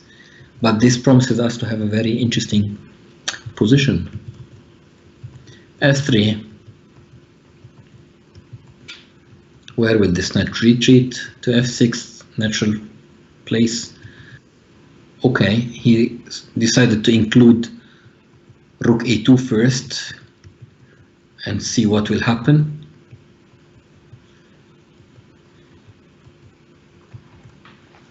Queen to b1 looks to be natural. Okay, queen to c3, trying to put pressure. Okay, bishop to b2. I think he missed this move. The queen is trapped. Simply, very strong move by Bassem. We can see that the queen cannot go on the light square because of the bishop, and cannot go back here or here because of the rook, and cannot come to c1 because of the bishop. So to speak, queen is lost. He decided to play fast for a rook. He did some exchanges, but let's see if I think Bassem will manage to win this. Check.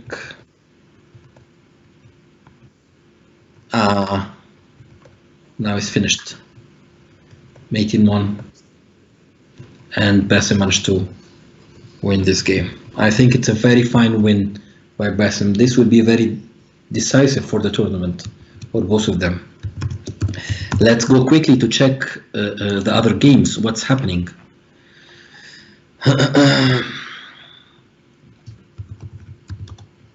Hopefully we will manage to see the top board.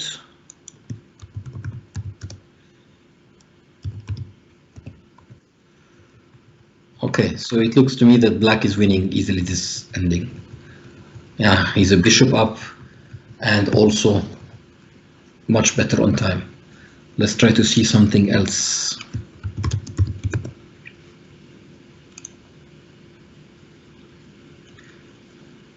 Okay.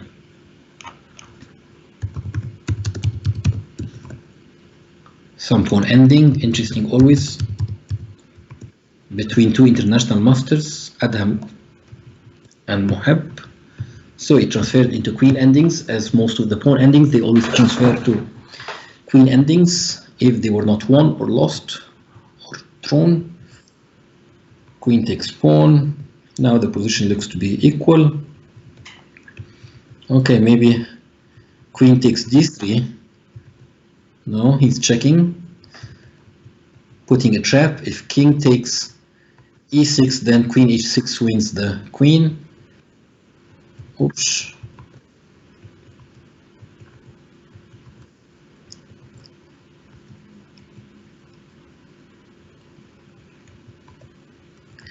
Maybe black is trying to play for a win. He wants to grab the pawn.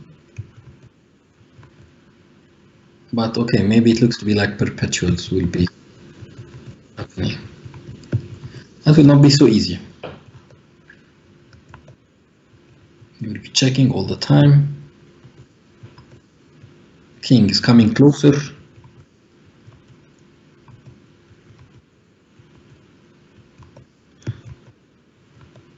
Trying to gain some time on the clock by checking.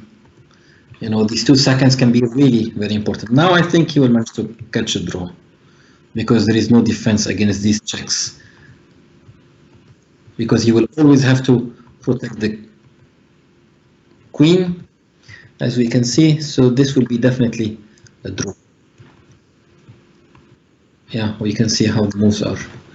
Yeah, they will repeat more and more, and I think the draw offer will be, yeah, it's a draw.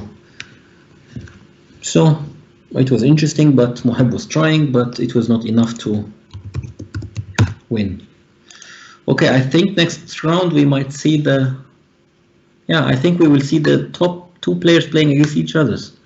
Grandmaster Ahmad Adli and Grandmaster Basim Amin. So it will be very, very interesting. They will be playing in round number 6 because they are the only 2 players, if my calculations are correct, with 5 out of 5. Let me just be sure and ask for the standings correct from me. They are the only 2 players leading with 5 out of 5. Then comes Sameh Sadeh with 4.5. FIDE Master Sameh Sadeh. What did he do? Sameh made a draw with black against Karim Waghi. Okay, so because he was the 5th player with 4 out of 4. Now he has 4.5 out of 5. 50% of the tournament is finished and we have 2 leaders. It is not a big surprise. They are by far the 2 strongest Egyptian players in the history of Egypt. Grandmaster Basim Amin and Grandmaster Ahmad Adli. I'm sure we will see very exciting game. Let's try to see one of the games going on. 948 copy 948. That's the command that I'm using to follow the games, and you can see them. Okay. Romani Joy. I'm not sure who is he. Against Mahmoud Nasr. Also, I'm not sure who is he. But of course, it's completely winning by black. Well, I think this is finished now. There's no need to continue watching this one. The rook and bishop up and high queen has arrived, unless there is a miracle happening and black would still made the white king. Otherwise, I don't expect anything else rather than black winning this game. Okay. Now we have other 2 games.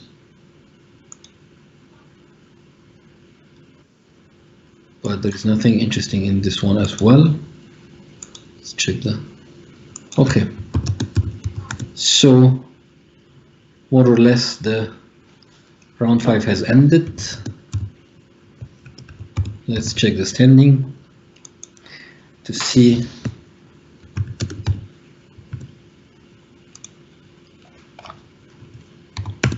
who is leading. As we said earlier, 2 players are leading with 5 points. Grandmasters Basim Amin and Ahmad Adli. Comes directly after them FIDE Master Sameh Sadeh with 4.5 points out of 5. And then a bunch of players. International Master Karim Waghi, Grandmaster Sami Shokr, International Master Muhammad Izzat, Wala Sarwat, all of them are with 4 out of 5. as well as Marco Fadi, Tahir Sabri, Muhammad Ali al-Din, Al-Haris Ala Al-Haris, and Muhammad Nader, international Muslim Muhammad Nader. All of these players are with 4 points out of 5. But we will see.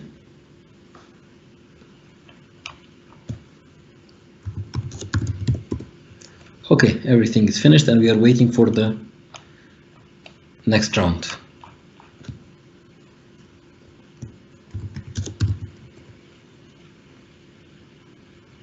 Again, as I said earlier, before the tournament starts, when we had like 15-20 minutes before the tournament, when the show started, that I think the initiative of the Egyptian Chess Federation is very good idea, and I would really would like to see more and more African federations following, and it could be very good and easy and cheap tool to play online and to use the ICC, the Internet Chess Club server platform, to organize your tournaments online in the difficult times that we are facing nowadays.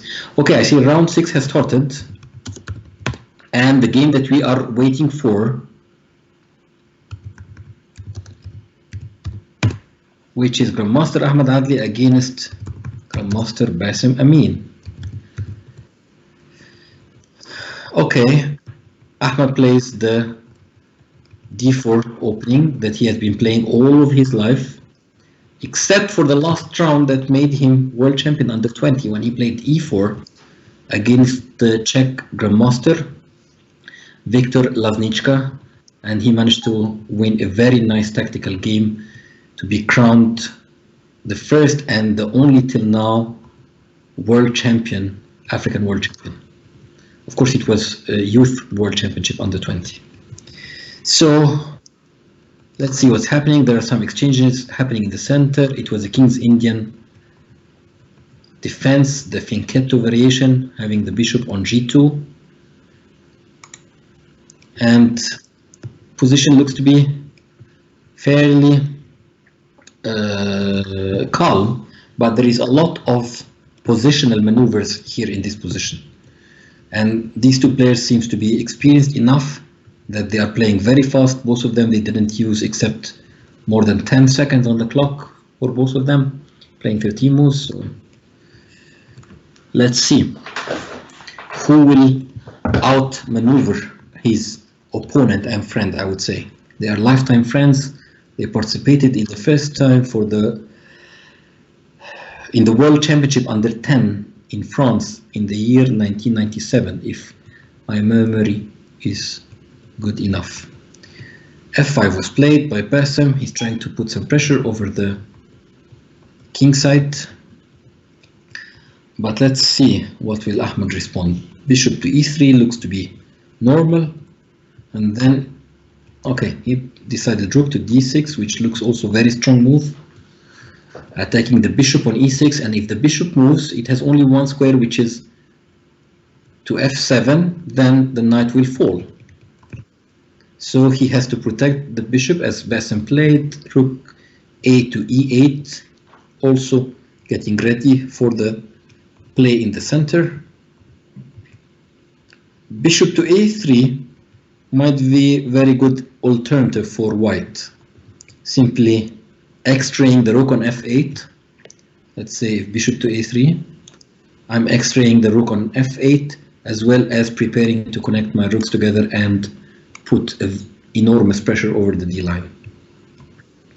But okay, he goes for queen d2, directly attacking the knight on d7, and maybe he wants to put the bishop rather on b2. Okay, queen d2. Let's see. Also, I think he's putting in mind that he wants to play rook to e6, like this, and then the knight will be falling. After rook takes rook, then queen takes knight.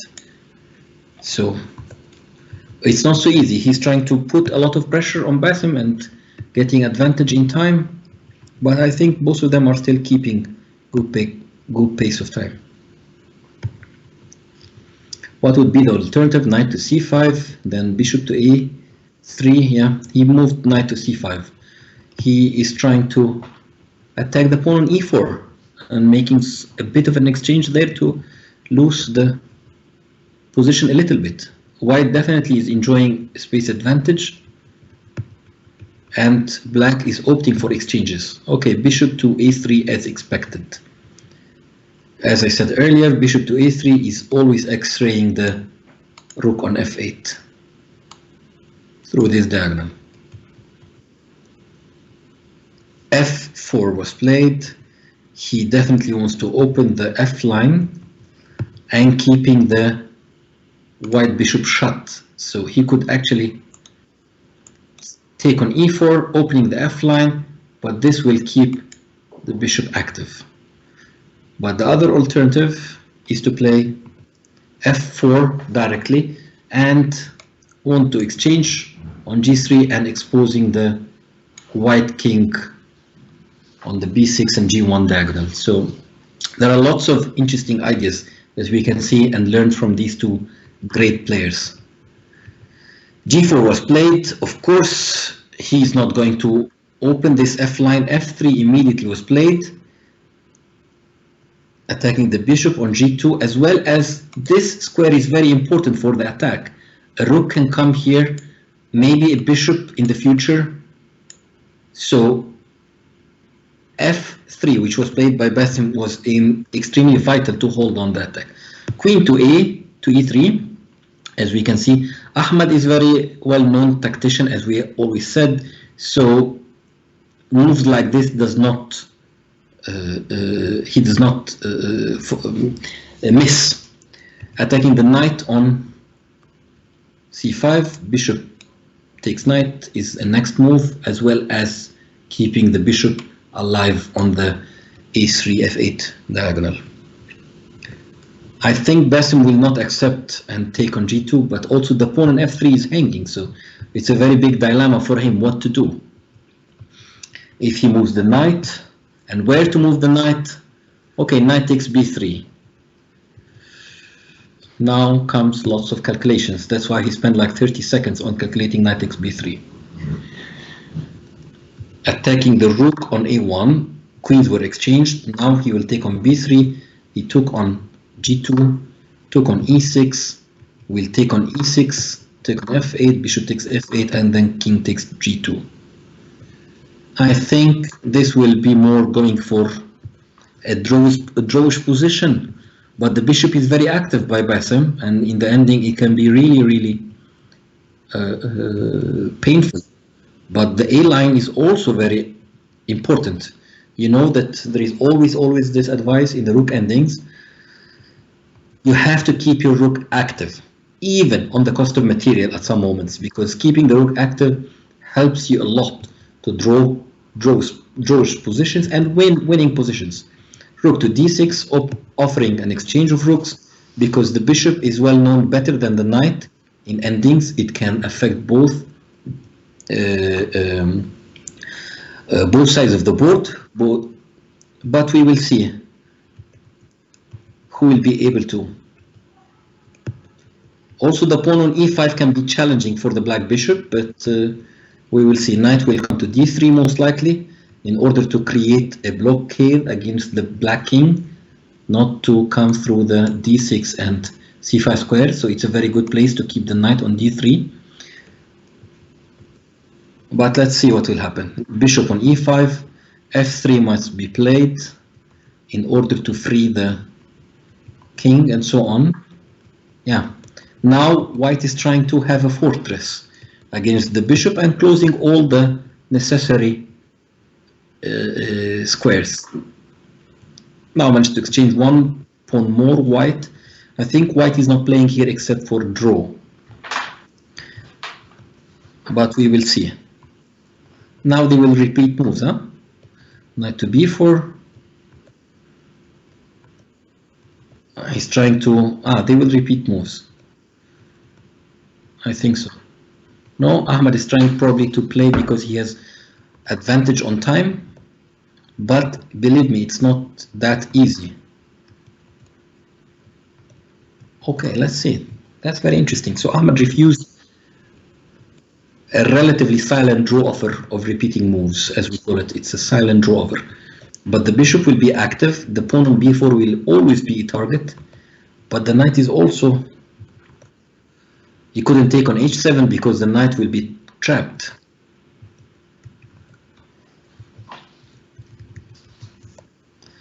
h6 was played. Bishop to f2, king to d2 as well. It will be very difficult for both of them too, because the pawn on h6 will be difficult to take. He pushed. Bishop backward. Okay. All of a sudden, white is in better situation. h6.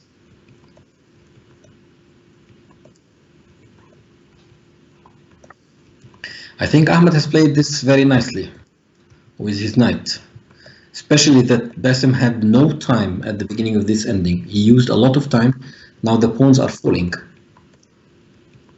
But okay, maybe will not be enough.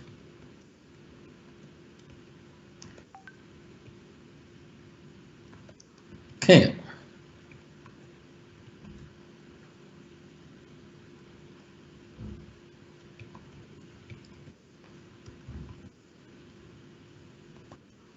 Did he blunder the bishop?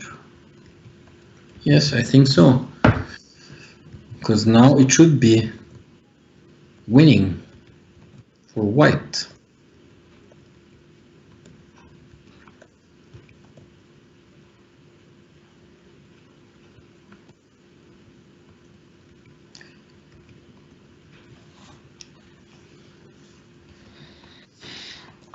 King to d4.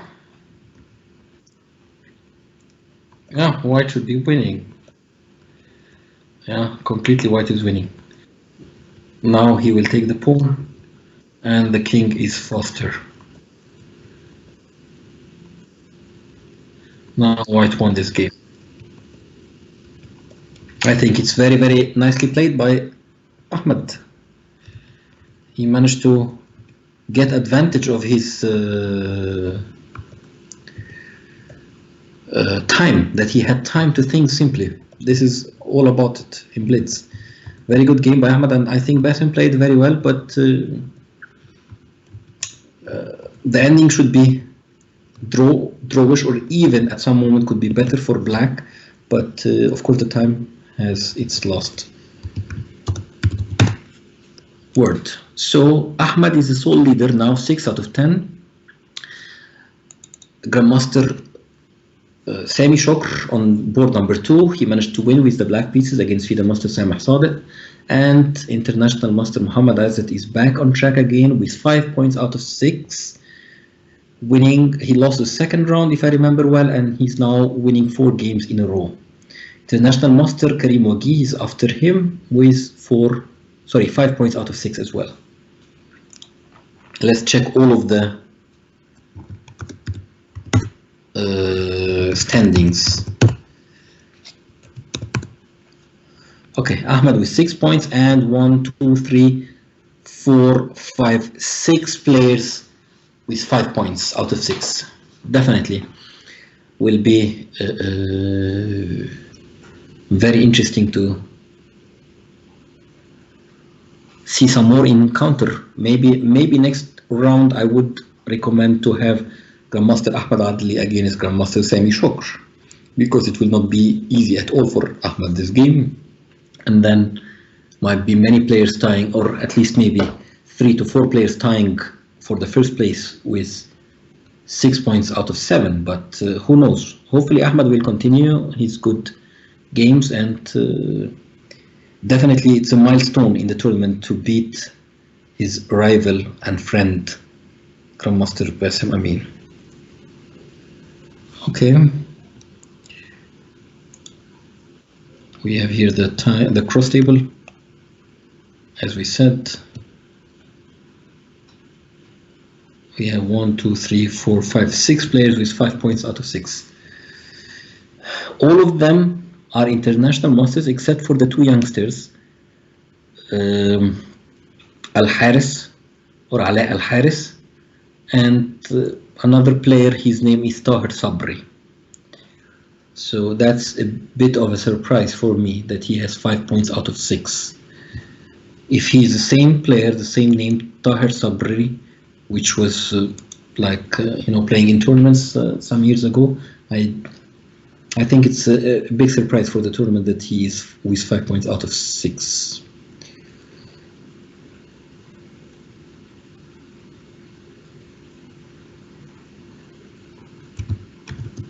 Okay. There is still one game going on in round number 6. It's one of the lower boards. Okay, let's give it. There is also a game that did not start between Murad Magdi and Maps 1980, but okay. Copy 974. And let's see. Okay, Rook ending. Getting the updated moves, just a second, yeah. So that's a complete draw. Rook will capture the pawn and nothing left. I think one of them should offer a draw now. There shouldn't be somebody losing in time in this with the 2 seconds increment. Black offered exchange of rooks and now it happened. So this game is drawn. Oh, all the games has finished except for one game that did not start, as I said earlier. Now it's becoming exciting because we have managed to see in round number 6 the game Ahmed Adli against Bassem Amin. And I don't know, this is their game number 100 between each others. As I said, Ahmed is born in February 1987. And Bassem is born in September 1988. It's almost 1.5 years between them. They played in the same age groups in many world championships, African championships, Arab championships together. I remember in the older years or at the start, Ahmed had higher ratings than Bassem. And then this thing has been switched, I think, like some years ago, and Bassem has always higher rating than Ahmed, but that keeps them really in excellent relationship throughout the years, which this is how it should be. Okay, all the games has been settled now. I hope the manager will start in next rounds directly.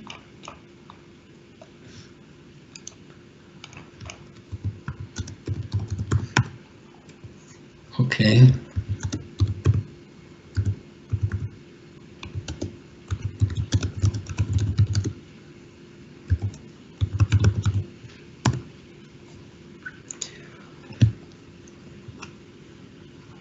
Let's see.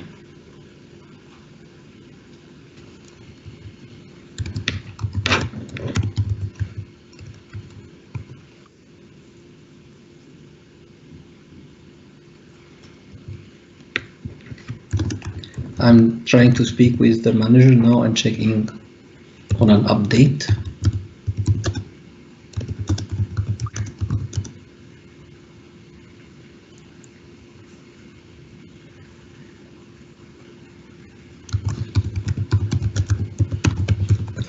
And see.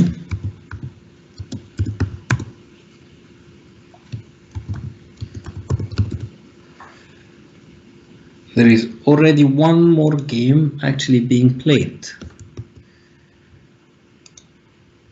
But okay, we have a late match that started lately, and we will see what's happening.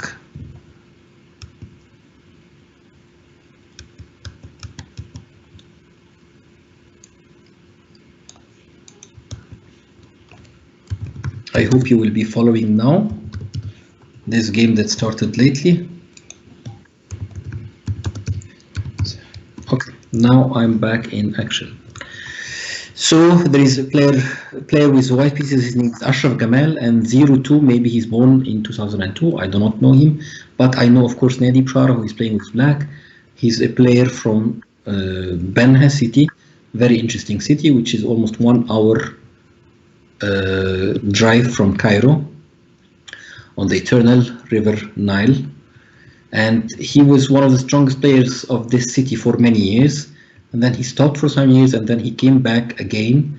I'm not sure, more or less as a coach and player as well, but definitely during his prime, he was one of the most respected players in Benha city and also in Egypt. Now the game has ended because probably Rook to G1 will be played, and it's mate in 1. Now we have round 7 finally. So let's see the pairings. I'm so much excited. Yes, this is what I was waiting for and looking for. The top board. Let's see who are there. And the game started. Copy 113. Very much excited to see this game. And now the two grandmasters are playing who are born in the same year. And extremely strong players, especially in blitz. Both of them are, I could consider them blitz specialists. Grandmaster Sami Shokr with the white pieces against Grandmaster Ahmed Adli with the black pieces. Okay, some English opening till now. Nothing new in it. Knight to b6, queen to c2. Shall we see short castling for black, or e5 first? Short castling will be followed by short castling, also for white. Yes, all of this looks to be logic. Bishop to f5, attacking the queen, d3, also logical move, opening the diagonal for the bishop on c1. Now knight to a6. This knight might be transferred to d5 via b4. But we will see what will they have in mind. Sami does not bother. He's completing development with bishop to f4 and then h3, creating some air for the king. Knight to d5, trying to force exchange on d5 so that he can open the c line for his rook, which is happening. Definitely he will take with the c pawn. And now we can see the rook on c8 is extremely active, attacking the queen. Where will the queen go? Normally speaking, it will go to d2. More logical moves, but also queen to b3 comes to consideration. These are the two alternatives in my opinion. Yeah, queen to d2 was played. Most likely queen to b6. I would say putting pressure on b2, on the pawn on b2. Queen to b6 might be the best alternative for Ahmed, but let's see. What will he? Yeah, he went queen to b6. As expected, all of these are logical moves, and I think the players are trying to save also some time. Bishop to e5. Important move to neutralize the bishop on g7 as we see it. So there will be no pressure on the b2 square if we exchange these two bishops, which has happened. The bishops will exchange as well on g4, and exchange has happened. Knight to g4 and bishop to g4, h takes back on g4. Now again bishop against knight in this ending, but of course there are still the heavy pieces on the board, the two rooks and the queen, but I would expect some exchanges over the c line to happen, and we might see queen bishop against queen and knight, or bishop against knight ending. Now white will neutralize the rooks on the c line with rook c1. Some exchanges definitely will happen on the c diagonal. And then, of course, the queen and knight against the queen bishop is favorable. The queen and knight is favorable than the queen and bishop, as we know this. Why? Because the knight can always change squares, can always attack the squares that I want to, the light square or the dark squares on the chessboard. So this is one of the things. Another thing is that the movement of the queen and the knight together is the movement of all the pieces on the chessboard. If I have a queen and knight, I have all the movements of the pieces. So let's see. Sami is trying to create some threats over the H line. Very typical maneuvers in order to get the central squares for the queen. He played queen to H6. First, forced the black queen to retreat and create some weaknesses in the black camp now. Now I would say that white has some targets. The E6 and F6 pawns, they do not look to be very healthy. They will be always targets for the white pieces. Okay, now he grabbed the pawn on A7. I'm not sure it's the best continuation, but Rook C2 will always be strong. Okay, he played D4. The idea is to block the retreat of this queen. Simply, as we can see, it's not coming back again to the center easily. But maybe queen B6 will be played, which is also not bad. Okay, he went to play A3, restrict the knight. Let's see what will happen.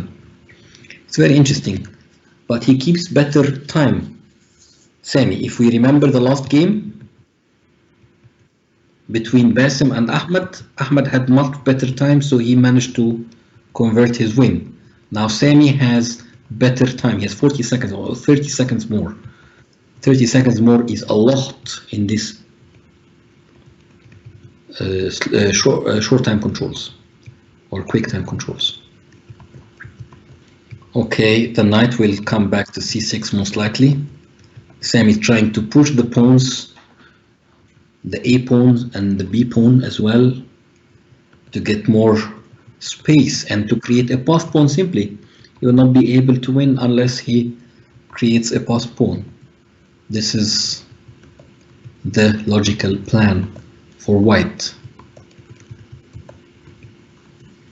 Queen to E7, queen to A8. All of a sudden the white queen is extremely active now.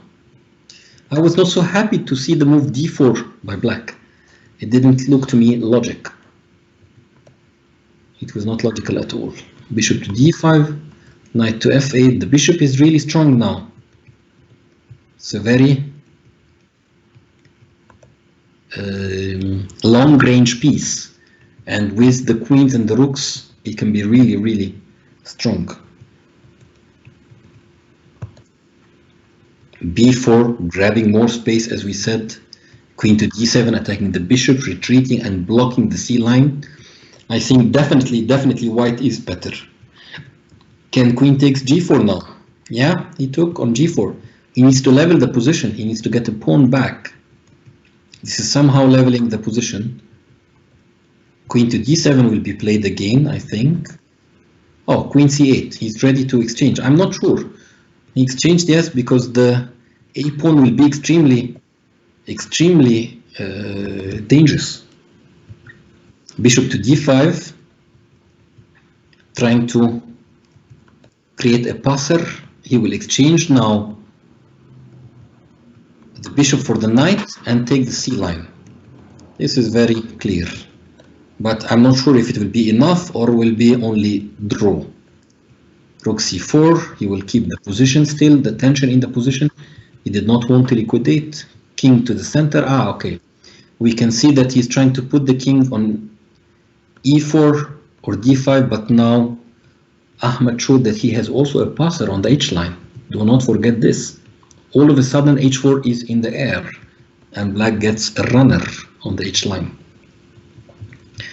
It's very difficult to calculate in this very short time control. Still, I believe he's thinking.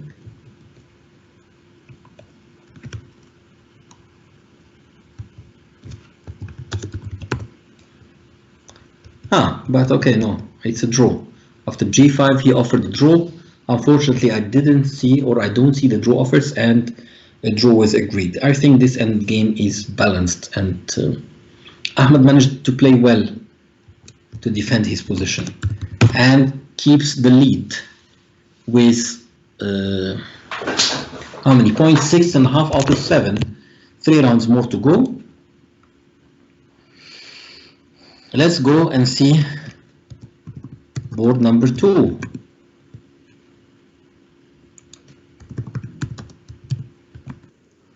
Okay, so it's the young player Al Haris playing with the black pieces against Basim with the white pieces. Position looks to be equal, but who knows? Check, king to h2. Both of them are playing the last 15 seconds, and it's not so easy to find the moves, but I'm sure it will be easier for Basim, being an experienced grandmaster. Now he's trying to transfer his knight into active place, more active place, but it seems to me that Ala, the young player, is playing extremely precise in this position. Now rook to c2, huh? No, bishop to b5, rook here, oops. He cannot take. Knight to g3 because of rook e1 was in the air, winning the knight if rook takes e5. Now he managed to get the pawn, so white should be in better situation, but we are not sure if it was enough. Knight to f1, bishop to e6, knight to d2. Okay, maneuvering the knight, bishop to a2, keeping it. As we said, the bishop is a very long range piece. It can move from the queen side to the king side quickly. g3, Basim is trying to increasing the advantage in his position slightly, slowly, but I'm not sure if it will be enough to produce a winning game. Now, okay, bishop against knight with the pawn up, it should be, I think it should be winning. Or at least he has excellent chances to win this game. Knight g5 as well, followed by f4. You know, they have been playing so long into this 15 seconds. It's very nerve breaking. I mean, as I told you earlier, guys, if you are not ready to play this kind of tournament, they have been playing now for 2 hours, and I expect maybe half an hour more. If you are not keeping focus, you will not be able to play well all the rounds. This is very important. Now the free pawn has been reached with the excellent position of the knight. This is a dream position for white, and now the white's king is free to go wherever he wants, because simply the black king cannot touch the pawn, cannot attack it, and the bishop as well cannot attack the pawn or the knight. So this is, as I said, a dream position. Now they are playing in the last 10 seconds. Basim is trying to find a way to penetrate, to infiltrate the black's position, but the boy is playing very nicely, defending very nicely, very precisely. I'm sorry if I mentioned or said the boy, but I'm not sure how old he is, but I knew that he was one of the youngsters, so I hope that he doesn't take it bad. So Basim managed to transfer the knight from c5 to d4. This is what he has been doing the last moves, of course with some maneuvers. I remember a very important chapter in an old book by Jonathan Rawsons, the Scottish Grandmaster.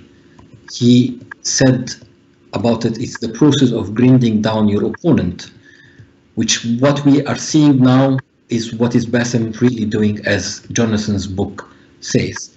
He's playing a lot of moves, a lot of maneuvers, tiring his opponent slowly and trying different positions. And at some moment, black should be tired and making a mistake. Now he pushed the g4, trying to make a weakness on g6, but we will see if it will be enough or not. The moves are being played very fast now. Don't have enough time to commentate on every move, but we are checking the maneuvers as we said. Now I think king to g6 at some moment. Yeah, maybe king to g7 as well. But yeah, will this be okay or not okay? Who knows? Not so easy. Bishop to d3. He keeps the diagonal. Simply black has nothing to do except to keep protecting the g6 pawn. He's trying triangulation, but I do not know if this would change anything in the position. Maybe he wants to play the knight on f4 with... Okay, he decided to exchange the pawns, the g6 pawn for the e5 pawn, and now the pawn will march. h5, h6, h7, h8, queen. I think so, but maybe he tries to play now, yeah, to touch the knight simply. Yeah, draw. I think black played extremely well and managed to hold 111 moves against Grandmaster. I mean, this is extraordinary in my opinion. Well done. Okay, let's check the games now and the standings. Very interesting game, very interesting ending. We go for round number 8. I will go over the standings very quickly. Ahmad is still on the lead, 6.5 points out of 7. Karim Wagi in second place with 6 points, and then a bunch of players with 5.5 points. And let's now go for round number 8. Of course, we will follow the top board, which is Grandmaster Ahmed Adli with International Master Karim Wagi.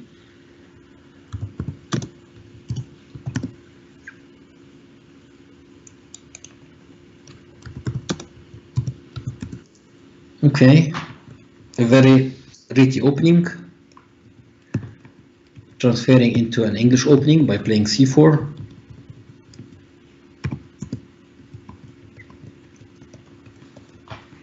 A very classical position. I do not know. Karim was at some moment very well known for his preparations, but that was some time ago when he was younger. I would say at some moment I was working for him and I was his coach for some months, his private coach, and he comes from a very nice family. His father is professor in Cairo University, and his mother is a dentist, and he himself is a professor in one of the universities in Egypt. Karim, International Master Karim Wagi. Okay, queen to b3, putting some pressure up on the b7 square, on the b7 pawn, and simply developing the queen. Looks to be normal moves. Now Karim has to find logical continuation. Normally, we know in this kind of position, when the bishop leaves earlier and comes to f5, there is always this weakness on b7. Queen b3 must always be in our minds when the bishop develops here, especially after e6 being played and blocking the bishop's way back. So there are always pressure on b7, the diagonal e8 and a4 as well, with checks and so on. But let's see how will it be solved. Queen b6 was played and queen exchange happened on b6. Short castling and knight c3. Now we have a doubled pawns on b6 and b7 for black, but in return, black has the A and C lines, open lines. Let's see what will happen. Rook a to c1, logical move because nothing will happen in the center or on the king side. It's good to keep the rooks on a1 and c1. Knight to c6, finally black completed his development. Knight to b5, a promising move. Probably wants to retreat on d4, attacking the bishop and the knight on c6 as well, and simply this will put pressure to open the c line. Typical moves would be played here like rook fc8, but then bishop f4 will be always in the air, trying to exploit the weakness on d6, if I may call it a weakness.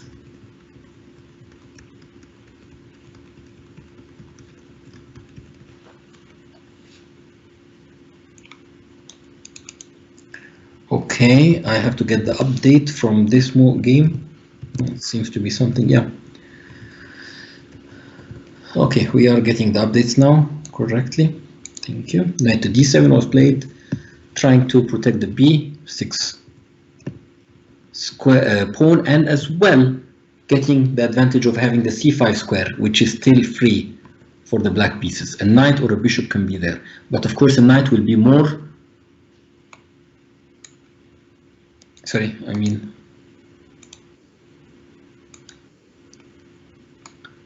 Knight to c5 more annoying because of the b3 square forking the rooks and the bishop as well.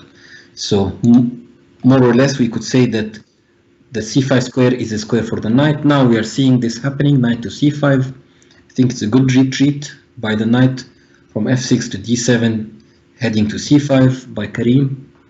Knight to d4, Ahmad is trying to free up the bishop on g2 here. The diagonal is now ready, maybe e4 will be played at some moment, and at the same time covering the b3 square. Bishop to f5, he played bishop to f5 simply, removing the bishop. It was attacked by the knight on d4. And let's see what does Karim have in mind. How can he continue? Rook a to c1, this seems to be natural move. Natural plan for white, doubling on the only open line. Now all the pieces of white are very active. e5 was played. Okay, not so easy to decide these moves, but he is trying to get some space advantage. Now finally forcing white to capture on c6, which can be really favorable. Shall he take by the rook or by the pawn? So to speak, by the pawn is just simply correcting the pawn structure, black's pawn structure. There is no more double pawns, but at the same time, this c6 pawn is a little bit backward and could be always attacked. Okay, now bishop to h3. He is attacking the rook, and if you take, for example, here, I'm sure Ahmed has seen this. You take here, and rook takes bishop, and you think that you want two pieces for the rook, but then b4 will be there and you will always be pinned and lose this knight. So I'm sure Ahmed has seen this. He definitely moved the rook away. Bishop to h3, rook to d8, and then knight c3 was played by white. He went back with the knight, and then knight b3 was played. Now he has to move the rook. I think black has achieved a lot. He played really nicely. He doesn't want to take the bishop directly on d2. Rather than this, he wanted to play e4 and put more pressure on the d line. Because if you take, then takes, and there is pressure here on the bishop, and as well on the rook and the diagonal here. I think it's a very tricky move by Karim to play e4. But let's get the new updates. Yeah. e4, it will not be so easy for Ahmed to find the correct continuation with e4.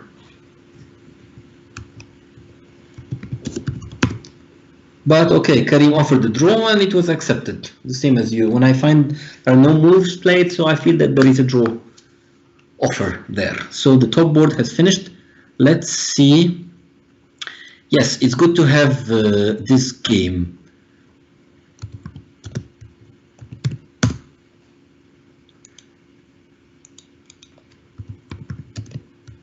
I hope you're all following now.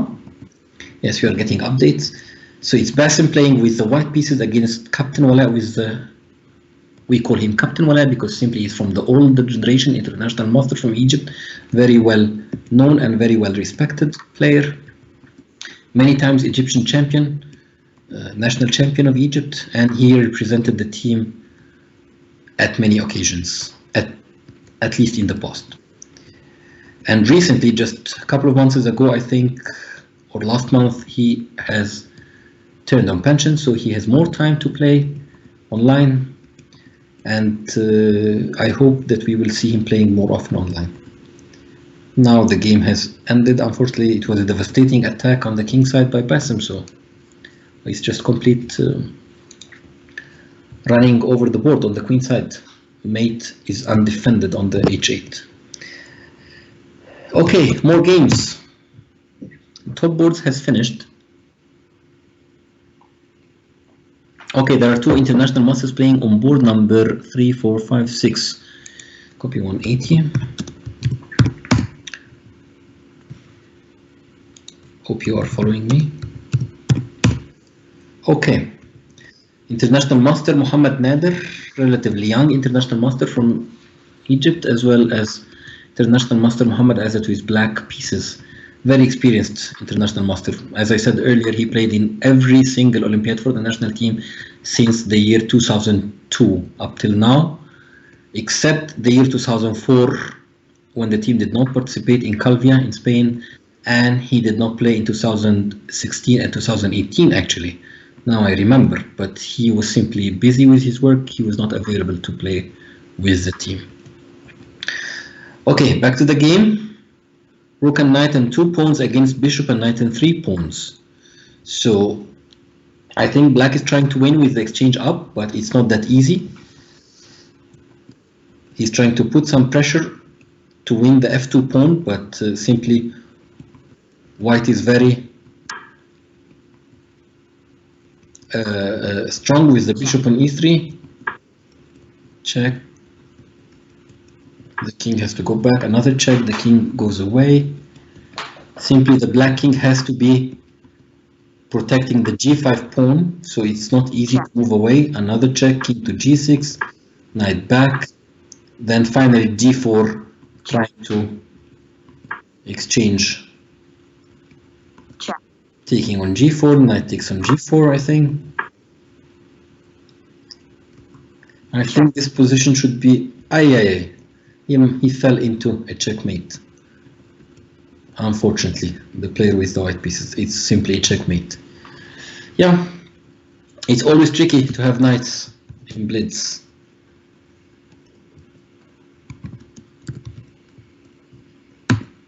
Okay, some more results from the top board. Let's go over them quickly. As we have seen the game, Ahmed Adli and Karim Ogi ended in a draw.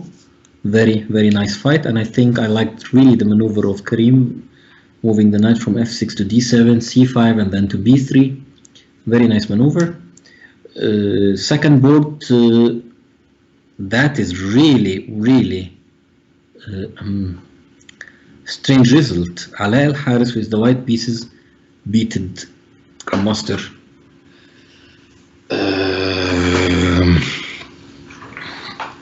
Sami Shokr. It's a really, really strange result. Bassem with white one, Wala Sarwat. Let's go on.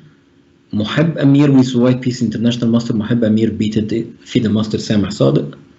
And Grandmaster Adham Fawzi lost to another Grandmaster on board number 5, Abdurrahman Hisham, won with the black pieces. And as we have seen just now, Mohammed Azat won with black on board number 6 against Mohammed Nader, 2 international masters. Let's see if there are some games left. We have 2 games left.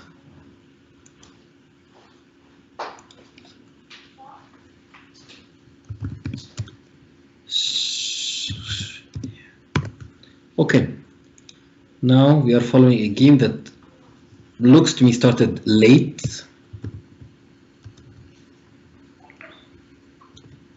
I'm getting the updates, just a second. Now, yeah, we are back in action.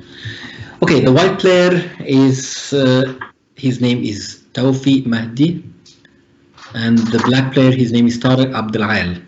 I know, of course, Tawfiq from many, many years, like more than 25 years ago. We used to play tournaments together, classical tournaments together. He's a computer engineer, and he's a very nice guy. He always liked chess, and he always enjoyed playing chess. And he definitely plays chess a lot on normal cafes in Egypt, but I'm sure he will be also great to be playing online chess. Okay, this is what we see. 2 knights against 2 bishops. 4 pawns against 6 pawns, so definitely white, in my opinion, should be winning. Although the 2 bishops can be extremely strong and they can be compensating a lot for the loss of the 2 pawns. But okay, Now black managed to grab a very important pawn, the c2 pawn, which will allow him to have a very, very strong pawn on c3. This will be deciding. So all of a sudden the two bishops compensated for the two extra pawns. Now there are no more two extra pawns, simply. And it looks to me that black is winning. It looks to me, but I'm not sure. The bishop on d3 stands very well. Okay, b4 was played. What happens after c2? Yeah, simply neglect everything as you didn't see this last move, and you are queening next move. Oh my god. So the 2 pawns did not help. Now queen has come and queen takes c5. No, do not make this mistake. Queen takes c5 would have fallen. Okay, the game has ended here because queen takes c5 will fall into knight to e6, and all of a sudden white is completely winning. King here, and then you can take. King takes knight, and you are simply a pawn and a piece up. Let's go for the games. One game two is still playing, but then we can use the time to check the standings. So Ahmad Adli is still leading the tournament with 7 points out of 8 games. Following him, just half a point behind him, 6.5 points, Karim Wagih, Bassem Amin, Mohib Amir, and the surprise of the tournament, Ala Al Haris, with 6.5 out of 8. And don't forget that his last game he managed to beat Grandmaster Sami Shokr, who is really experienced blitz player. It's very, very surprised for me that he's among the leading players. Then comes with 6 points somebody called Al Mudammir, Tahir Sabri, Muhammad Izzat, A Hisham, I think it's Abdullah Hisham, and Ahmad Khairat. From their names, they look to be like this. So it's one of these 4 players will win the tournament. Ahmad Adli or Karim Wagih or Bassem Amin, Mohib Amir, or the surprise Ala Al Haris. Let's see the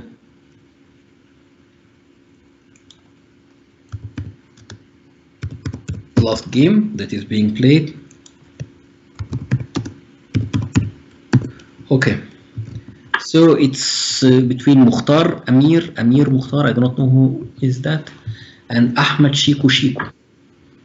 Shiku is a very known name for Sharif, but I really do not know the 2 players. Rook ending. Check. Completely winning by white. There is no defense against A8 queen.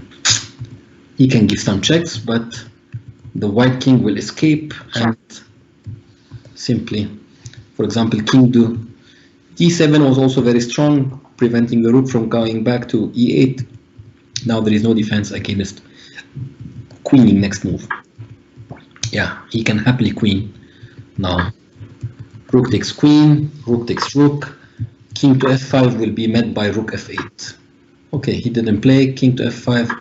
Now king to e4, and this will be very, very easy for white to finish. Rook to a6 would win the g pawn as well. Okay, he's taking some time now with white. I do not know if it's lagged by him or he's really thinking. It looks to me very simple position for me. Check. Yeah, he managed to play finally. I think it's lag, more or less. Yeah. Now he's playing it's very difficult if you don't have good internet connection and you lose a lot of time by this. Then you will be really unlucky. King to d7, king to g6, h6 now. Sorry, h7, and the pawn will march up and get a queen very easily. I think it's mate in 1, 2, 3, 4, 5, and 6. Mate in 6 for white. If he does not lose on time, but there is no loss of time because simply you cannot win a chess game with a bare king. These are the rules of chess. So even if your opponent loses on time, you are not having enough material to checkmate your opponent. So the game will end in a draw if this happens, which is really ended in a draw.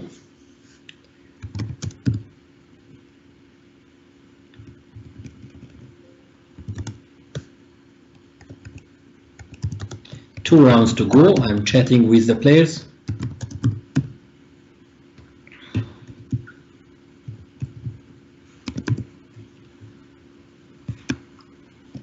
Good luck. The manager is informing with the players about the cross table, that they can check it, they can check their standing, and can see their positions within the tournament.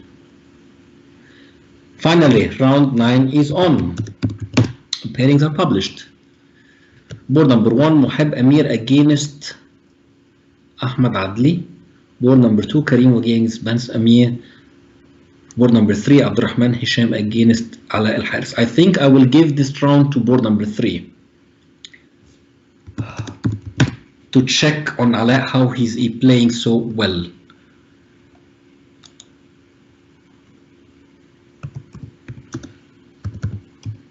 That would be really surprising for me, or maybe I'm missing something. Okay, let's see his game. Now I'm getting it. Abdurrahman Hisham is a grandmaster from Egypt, as I said earlier in the show. He got the title, winning the African Championship in the year 2016. And if I remember, yeah, I was the chief arbiter for this tournament, so I'm the one who sent the tournament report for this guy to get the GM title. Let's see.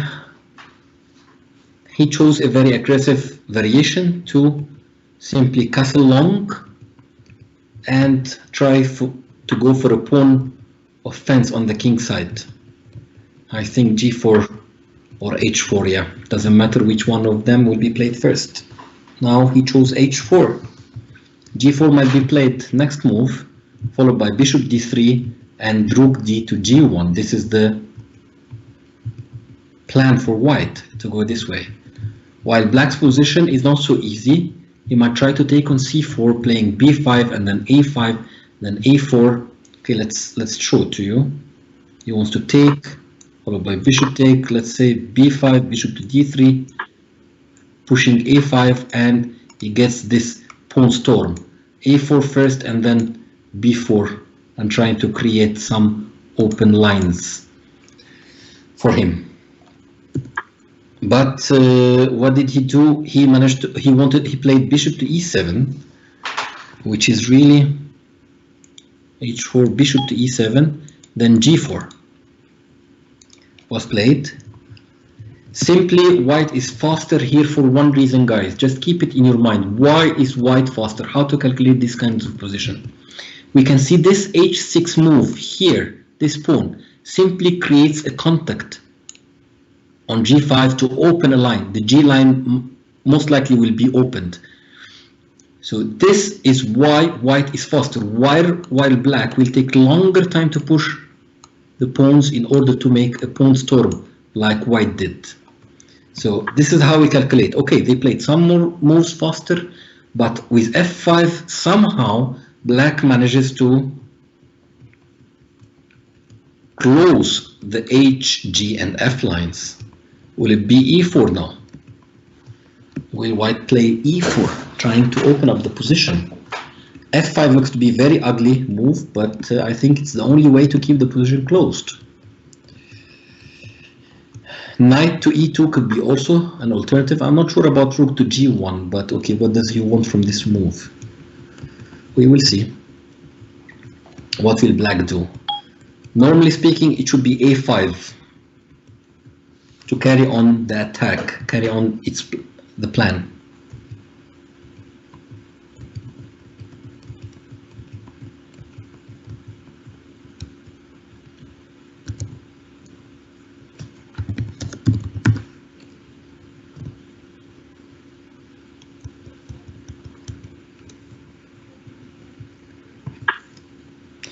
Knight to g5. He wants to put the knight on g5 to put some pressure on e6. Bishop takes. Knight is intolerable on g5. You have to get rid of it as quick as you Can. Okay, now the rook is extremely active. Maybe it's not a bad idea after all. Trying to capture the pawn on h5 simply, and moving back the rook to g5. Okay, bishop takes h5 will be played, huh? It's a good idea. Let's see, bishop to e, knight to e4, knight takes, bishop takes, queen somewhere, queen to e2, and then all of a sudden b4 will be very interesting. Or even this very strong move, now I see it, queen to a5, attacking the pawn. And if e3 comes, everything will be blown up by c3. Yeah, it's not that easy. So they play bishop to e2. Sorry, I mean bishop to e2. Yeah, knight to f6. Knight took the pawn. Bishop to e4. Queen to a4. Queen back. Knight to c3. Offering exchange of queens. The exchange queen, and he played.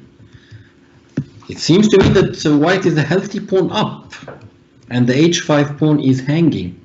f3 could be also an option. But I'm not sure how would it be played. Black player with the black pieces, he has only 20 seconds.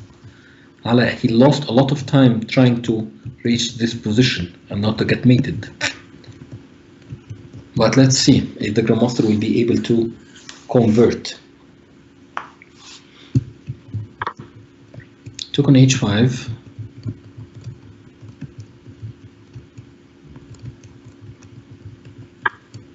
Knight to d5,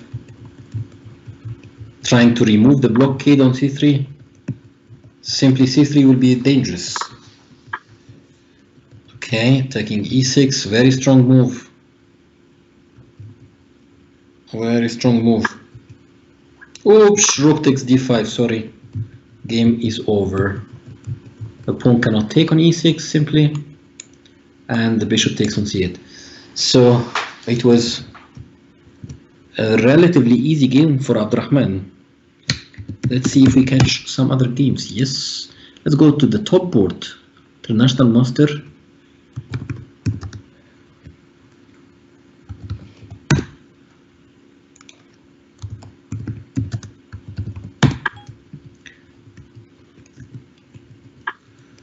Okay, so Mohab Amir with the white pieces. International Master, he has rook 4 pawns against bishop and knight and 4 pawns. Check. It seems to be that this position should be winning for black, but it's not easy. Why it's not easy?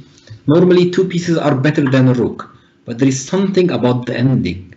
The rook is extremely fast, and the 2 pieces, they never find freedom if they don't have good outposts that you can keep the knight in or the bishop in. Then it will be always problematic. Now what is trying to be done is he's trying to exchange the A and B pawns.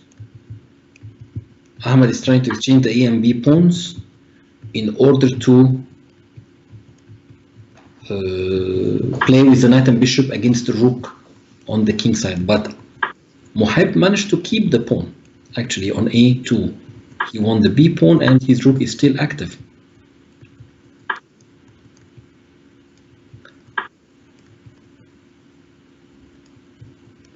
Very strong move.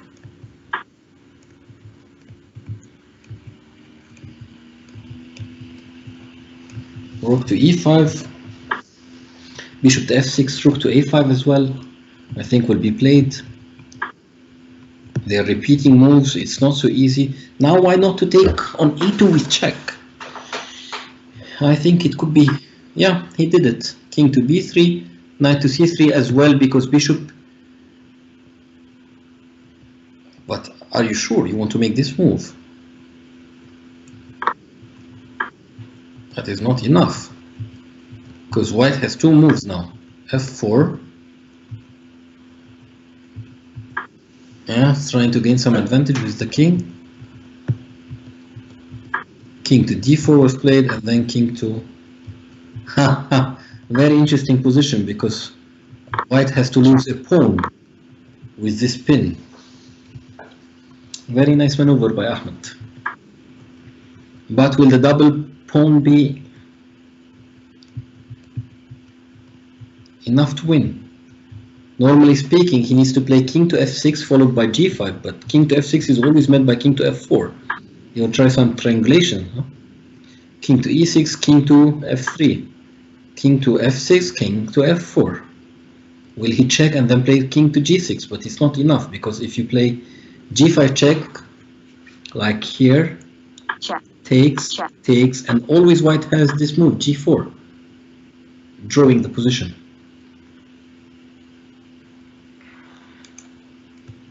Let's see what they did. Yeah. Now even h5 draws. I do not know what he's doing, but h5 is simply easily draw for white if he wants. But he might be keeping the pawns, no problem for him. He's not losing anything.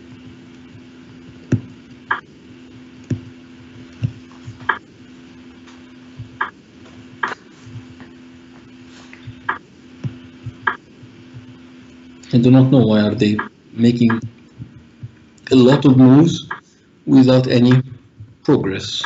They're just repeating. They're getting doubled. Both of them, they are gaining a lot of time. Even h5, as I said, but not. Maybe check, h5 is not so easy. check, Take, take. Now it's draw. Complete draw. They should one of them should offer a draw.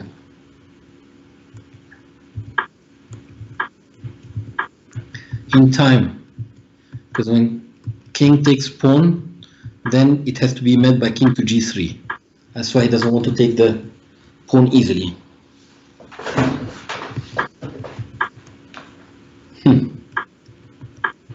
They can play like endlessly.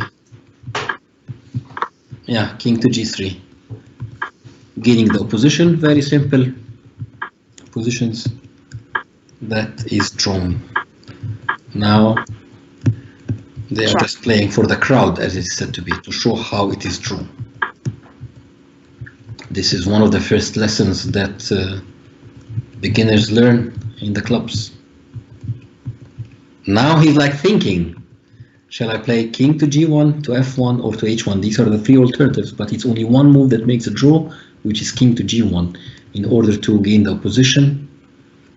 As we say, just for the people who might not be able to understand this position, king g1 is simply solving these two squares at one move. If king comes to h6, then king goes to h8 with a draw. If king goes to f6, then king f1 with a draw. Why? Because after the check, the king comes under the pawn, and black has no option either to stalemate the white king or to move away with the king anywhere, and the black pawn will be lost. So this is what we have. So he knows this very well.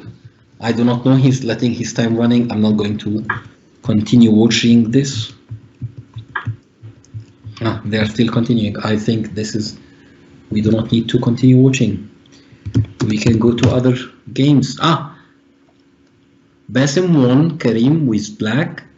Abdurrahman Hisham won Al Haris. We have seen this game, and there will be a draw on board number 1. And board number 3, board number 4, I mean, Muhammad Azzat won. I think it's what, let me check his games. I think he won all in a row. He won, and he won. So after he lost, he won like 6 rounds in a row. That's really, really good for him. Now Pierre is a little bit rusty. We have 9 rounds now. And let's see the standings after 9 rounds. Okay, the top 2 grandmasters, they are both of them sharing the first place. Grandmaster Ahmed Adli, Grandmaster Basim Amin with 7.5 out of 9 games. Then comes after them with 7 points Muhib Amir, Tahir Sabri, Abdullah Sham, I think so, his name, and Muhammad Azzat. Both are with 7 points. Tahir Sabri is a really big surprise for me. as well as Abdullah Hisham. Maybe he's another one. I have to check. Who is he? No, it's Abdurrahman Hisham. Sorry. It's definitely Abdurrahman Hisham. Yes, that's true. Because there are two brothers. I was just a bit mistaken. Sorry. So, again, the two Grandmasters, Adli and Amin, they are sharing the first place, 7.5 out of 9. Trailing them, Muhib Amir, Abdurrahman Hisham, Muhammad Azzat, and Tahir Sabri, with 7 points out of 9. That's really high score. And then with 6.5, Karim Wagi, who was doing very well, but he lost to Basim in the previous round, or in this round actually. And then Ahmed Kandil, or Adham Andil, who is international master, and Grandmaster Sami Shokr with 6.5 out of 9. Let's see. There is one game left.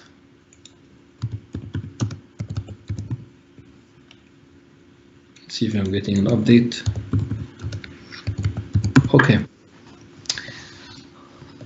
It's white player, his name is Fadi Youssef, or Youssef Fadi, and the black player is Hamza Aslan. Sorry, Hamza Aslan. I really do not know these two players, but let's see how they're doing, how they're playing. White is an exchange up and a pawn up as well. That should be an easy winning, unless comes something tricky from the knight. As we said earlier, in this kind of endings, if you want to have easy play, if you are in a short of time or in a shortage of time, then just put the rook and king on different colored squares. That's the easy way. You will never ever get forked. And then you can play fast to accumulate some time on the clock and then think about the position. This is how the players do it. Excuse me for a second.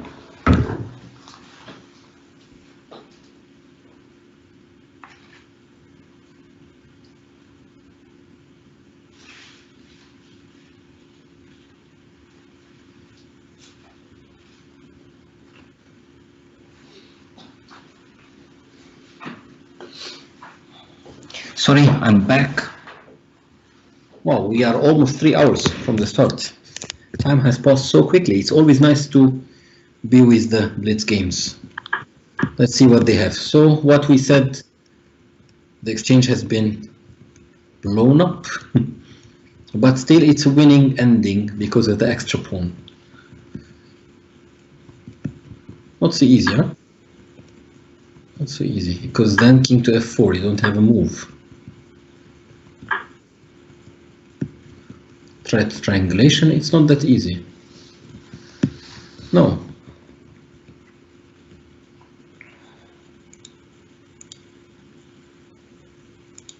I think this ending shouldn't be won, huh?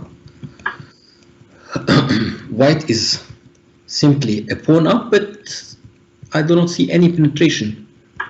It is simply draw. Because as soon as you play king to f3, it will be always met by king to f5. Yeah, you don't have the e4 square for your king. You cannot penetrate. So you will have to repeat moves. King will go back. The same. Doesn't matter if you go to king to f2 or any triangulation. Black has enough defending squares. The f6, e6, and g6. All of these squares are very important and key squares to reach the f5 on time.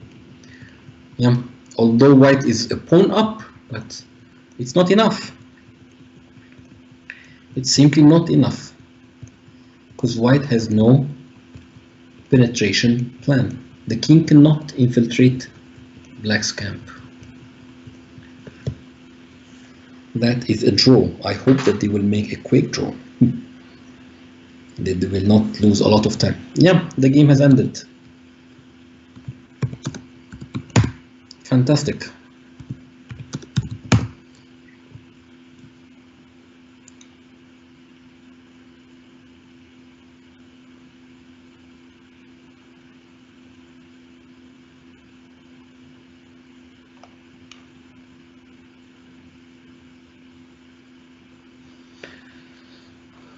Okay, now we have the pairings for the last round. As I expected, of course, the top seeds or the top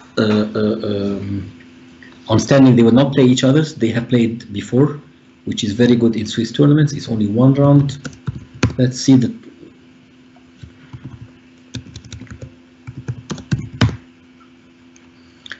games. Pierre has a lot of load now. Pierre is the managing bot. Top board, Grandmaster Ahmad Adli with Grandmaster Abdurrahman Hisham. Second board, Grandmaster Bassem Amin with International Master Muhib Amir. And then International Master Muhammad Azzat with the black pieces against Tahir Sabri. Okay, we will head for game number 1, the top board, which is the last round. 710. This is the common to get the game. I hope now you are following. Ahmad with white, Abdurrahman Hisham with black. I think they are very good friends as well, and they have played many times together. They know everything, they know their openings, they know everything well. And we can see like a king's Indian attack. H4 looks to me, yeah, H4, he's trying to push H5, exploiting the bishop on G6. It's not so well placed there, because simply the pawn on D3 is closing this diagonal. It's not acting very well, this bishop on this diagonal. F6 was played, H5, bishop to F7, pawn takes F6, bishop takes F6. Okay, it's kind of a balanced position. Of course, white has weakened a little bit the king's position by pushing H4, H5 and G4, but he seems that he's going for the attack. Nothing will stop Ahmad. G5 was played, bishop to E7, the only move in the position. And now let's see what is happening. Knight to G3, trying to put some pressure. E5 was played. I don't understand a lot. E5 is trying to exchange the pawns, the E pawn for the G pawn. Knight takes E5, rook takes E5, but the pawn on G5 is simply protected. Bishop to D6, so black gave back the pawn, or gave a pawn in order to get some freedom or free play, but I'm not sure if it's enough. But of course, do not forget, guys, that the white king is opened up with these pawn pushes. It's a double-edged weapon. You simply go for the attack, but you, at the same time, the two pawns who are defending the king, you push them forward. So definitely the king will be not in a good shape, not in a good defensive mood. Now the two bishops also standing very well on E6 and on D6 as we see them. So they will create definitely problems for white. D4 trying to control the center, stopping any pawn pushes, and bishop to F4. By this move, he simply is trying to weaken the G5 pawn more by taking the defensive bishop, which was on C1, or exchanging the defensive bishop. Ahmad is always playing energetically, actively. Rook to E5, this is how he defends the pawn on G5, and probably preparing queen to D2, followed by rook A to E1. That is his plan, definitely. But what will Abdurrahman do? That we will see in the coming moves. It's more or less must be a queen move, because he needs to simply develop his pieces. The rook on A8 is not acting or not playing. Yeah, queen to D6. It was just a question of queen to D7 or queen to D6, but definitely we knew that it was a queen move. Queen to D2 now by white. It looks to me the most logical continuation. Queen to D2, simply hitting the rook on F4. That's what I see in the position. Queen to D2, hitting the rook on F4, and as well clearing the way for the rook to join the game on E1.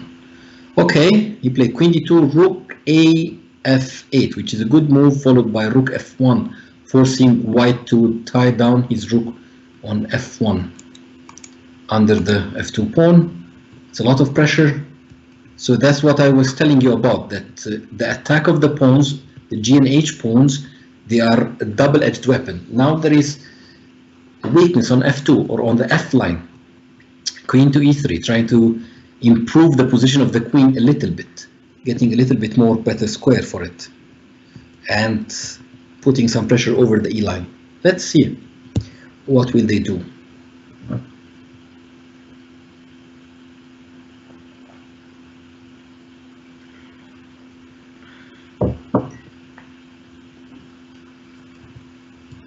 Still thinking. This is very precious time that is used from Abdurrahman, Hisham, and Ahmed as well.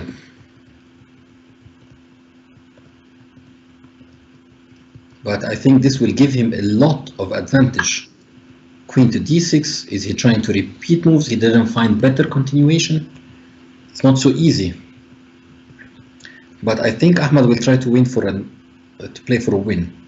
Will he try to play knight to e2 to push the rook away? Knight to e2 followed by, okay, he's consolidating the central pawn by playing c3. I think it's a normal, good move. How can black... This is always problematic when you have the pieces in the most correct squares and then you need to play.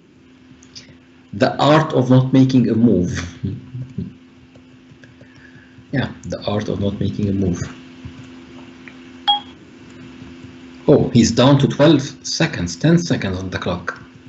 Could this be correct? Or he simply got disconnected? No, it looks to be like he's having lag. This is the enemy of playing online, having lag or bad connection. So he will have to play fast as he can. So he managed to change the position a little bit with the bishop and the knight. Knight to c7, he needs to play very fast, but Ahmed has a whole minute. Could be knight to e2. No.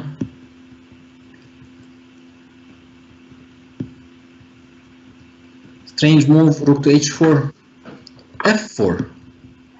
Rook takes pawn. Okay, I didn't understand the f4 maneuver. He's trying maybe to play as fast as possible to put a lot of pressure on Abdurrahman, having like 10 seconds and lag. That's the worst thing that you can hope for. Repeating some moves, F and E lines. Position is about to be equal, but of course Ahmed wants to win in order to get clear first place, or to ensure that he's getting clear first place. He exchanged a couple of heavy pieces, queen and a rook, and let's see. Bishop to f1 will target probably the pawn on g6. Yeah. Oh! Check. Okay. I thought that he missed a piece, but he has rook e7 in his pocket. Of course. Exchanged. And now king to... Okay. Aye. Is this correct? Now he will try to flag him, or to play on time. Simply black is a pawn up, but he has 10 seconds. Will it be enough or not? We don't know. He's offering a knight exchange, but Ahmed will never agree on this, because it will leave him with an easy position. He did not exchange knights, of course. We're seeing fast moves. Okay. Now I think it should be easily won for black.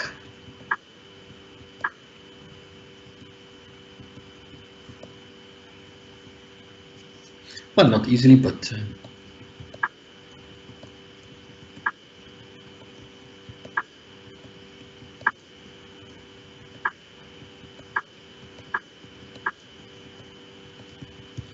Maybe white managed to stabilize or neutralize the g pawn, but still, a pawn is a pawn. Yeah, he will try to create another one.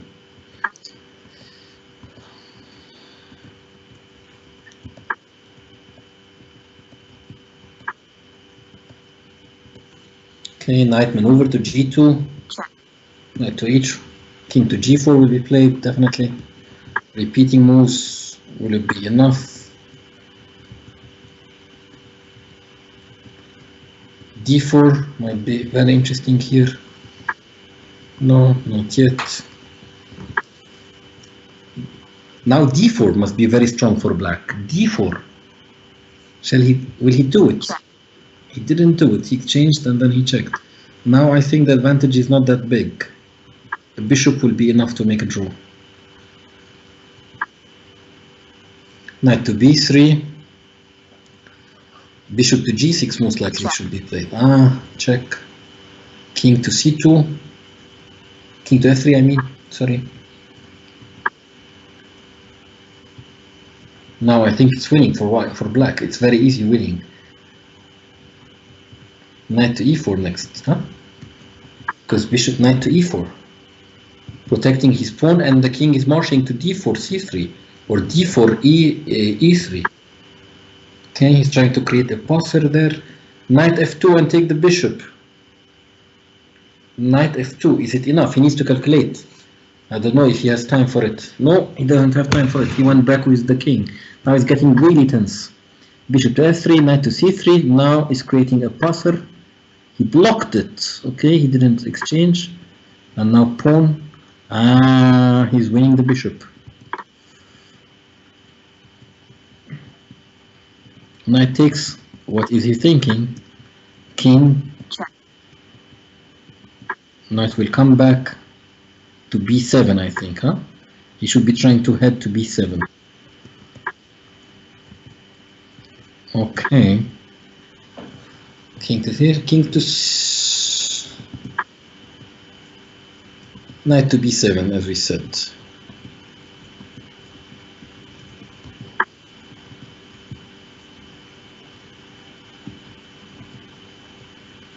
Knight b7 must be played, followed by knight d8, huh? check, Knight d8, yeah. We all can see this. Knight to d8. Not sure. Let me try to see. Yeah, it's winning. Into d6, yeah.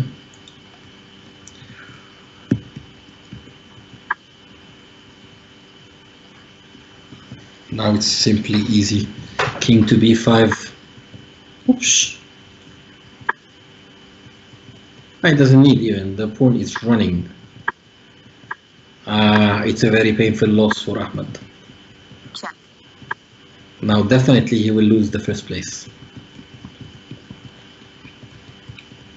Okay, he gave up. Let's see the standing. The top games has finished. Abdurrahman Hisham managed to beat Ahmed, who is black. Bassem made a draw on the second board. On the third board, it's a very big surprise that Tahir Sabri beat it with the white pieces, Muhammad Izzat. That's really a big surprise. Wow, let's see the standings. So the tournament is finished. I'm so much excited. Bassem won on tie breaks, then Abdurrahman Hisham, and then Tahir Sabri in the third place with 8 points out of 10. Comes in the fourth place Ahmed Adli, Karim Wagih, Muhib Amir, and Grandmaster Sami Shokr with 7.5 points. Can I see it? So congratulations to Bassem. Bassem, Abdurrahman Hisham, and Tahir Sabri, all the three of them scored 8 points, but on tie breaks, Bassem emerges victorious. And then on the fourth place, Ahmed Adli, who led the tournament from the beginning, so to speak, actually. He was on top board all the games, but his last round loss moved him to the fourth place with 7.5 points. He won like the first 6 rounds, 6 out of 6, including his win against Basser, but then he made 3 draws in a row and then a loss, which is a very poor end. For him, Karim Mogi comes to the 5th place as well, 7.5, Mohab Amir 7.5, and Sami Shokr with 7.5, and that makes till the 7th place. I think the surprise of the tournament, Tahir Sabli in the 3rd place with 8 points out of 10. That's really, really strong result for him. I would like to thank you all for the show, for joining us today, and hope that these 3 hours were interesting. I enjoyed a lot of games, a lot of tactical moves, and next tournament, or the second tournament in this series, will be played next Tuesday at 7:15 Cairo local time or 1:15 the ICC local time, or the ICC time. Thank you very much again, and I really enjoyed being here with you, and thanks for the ICC for hosting this, and the Egyptian Chess Federation for organizing the tournament, and see you soon. Thank you very much.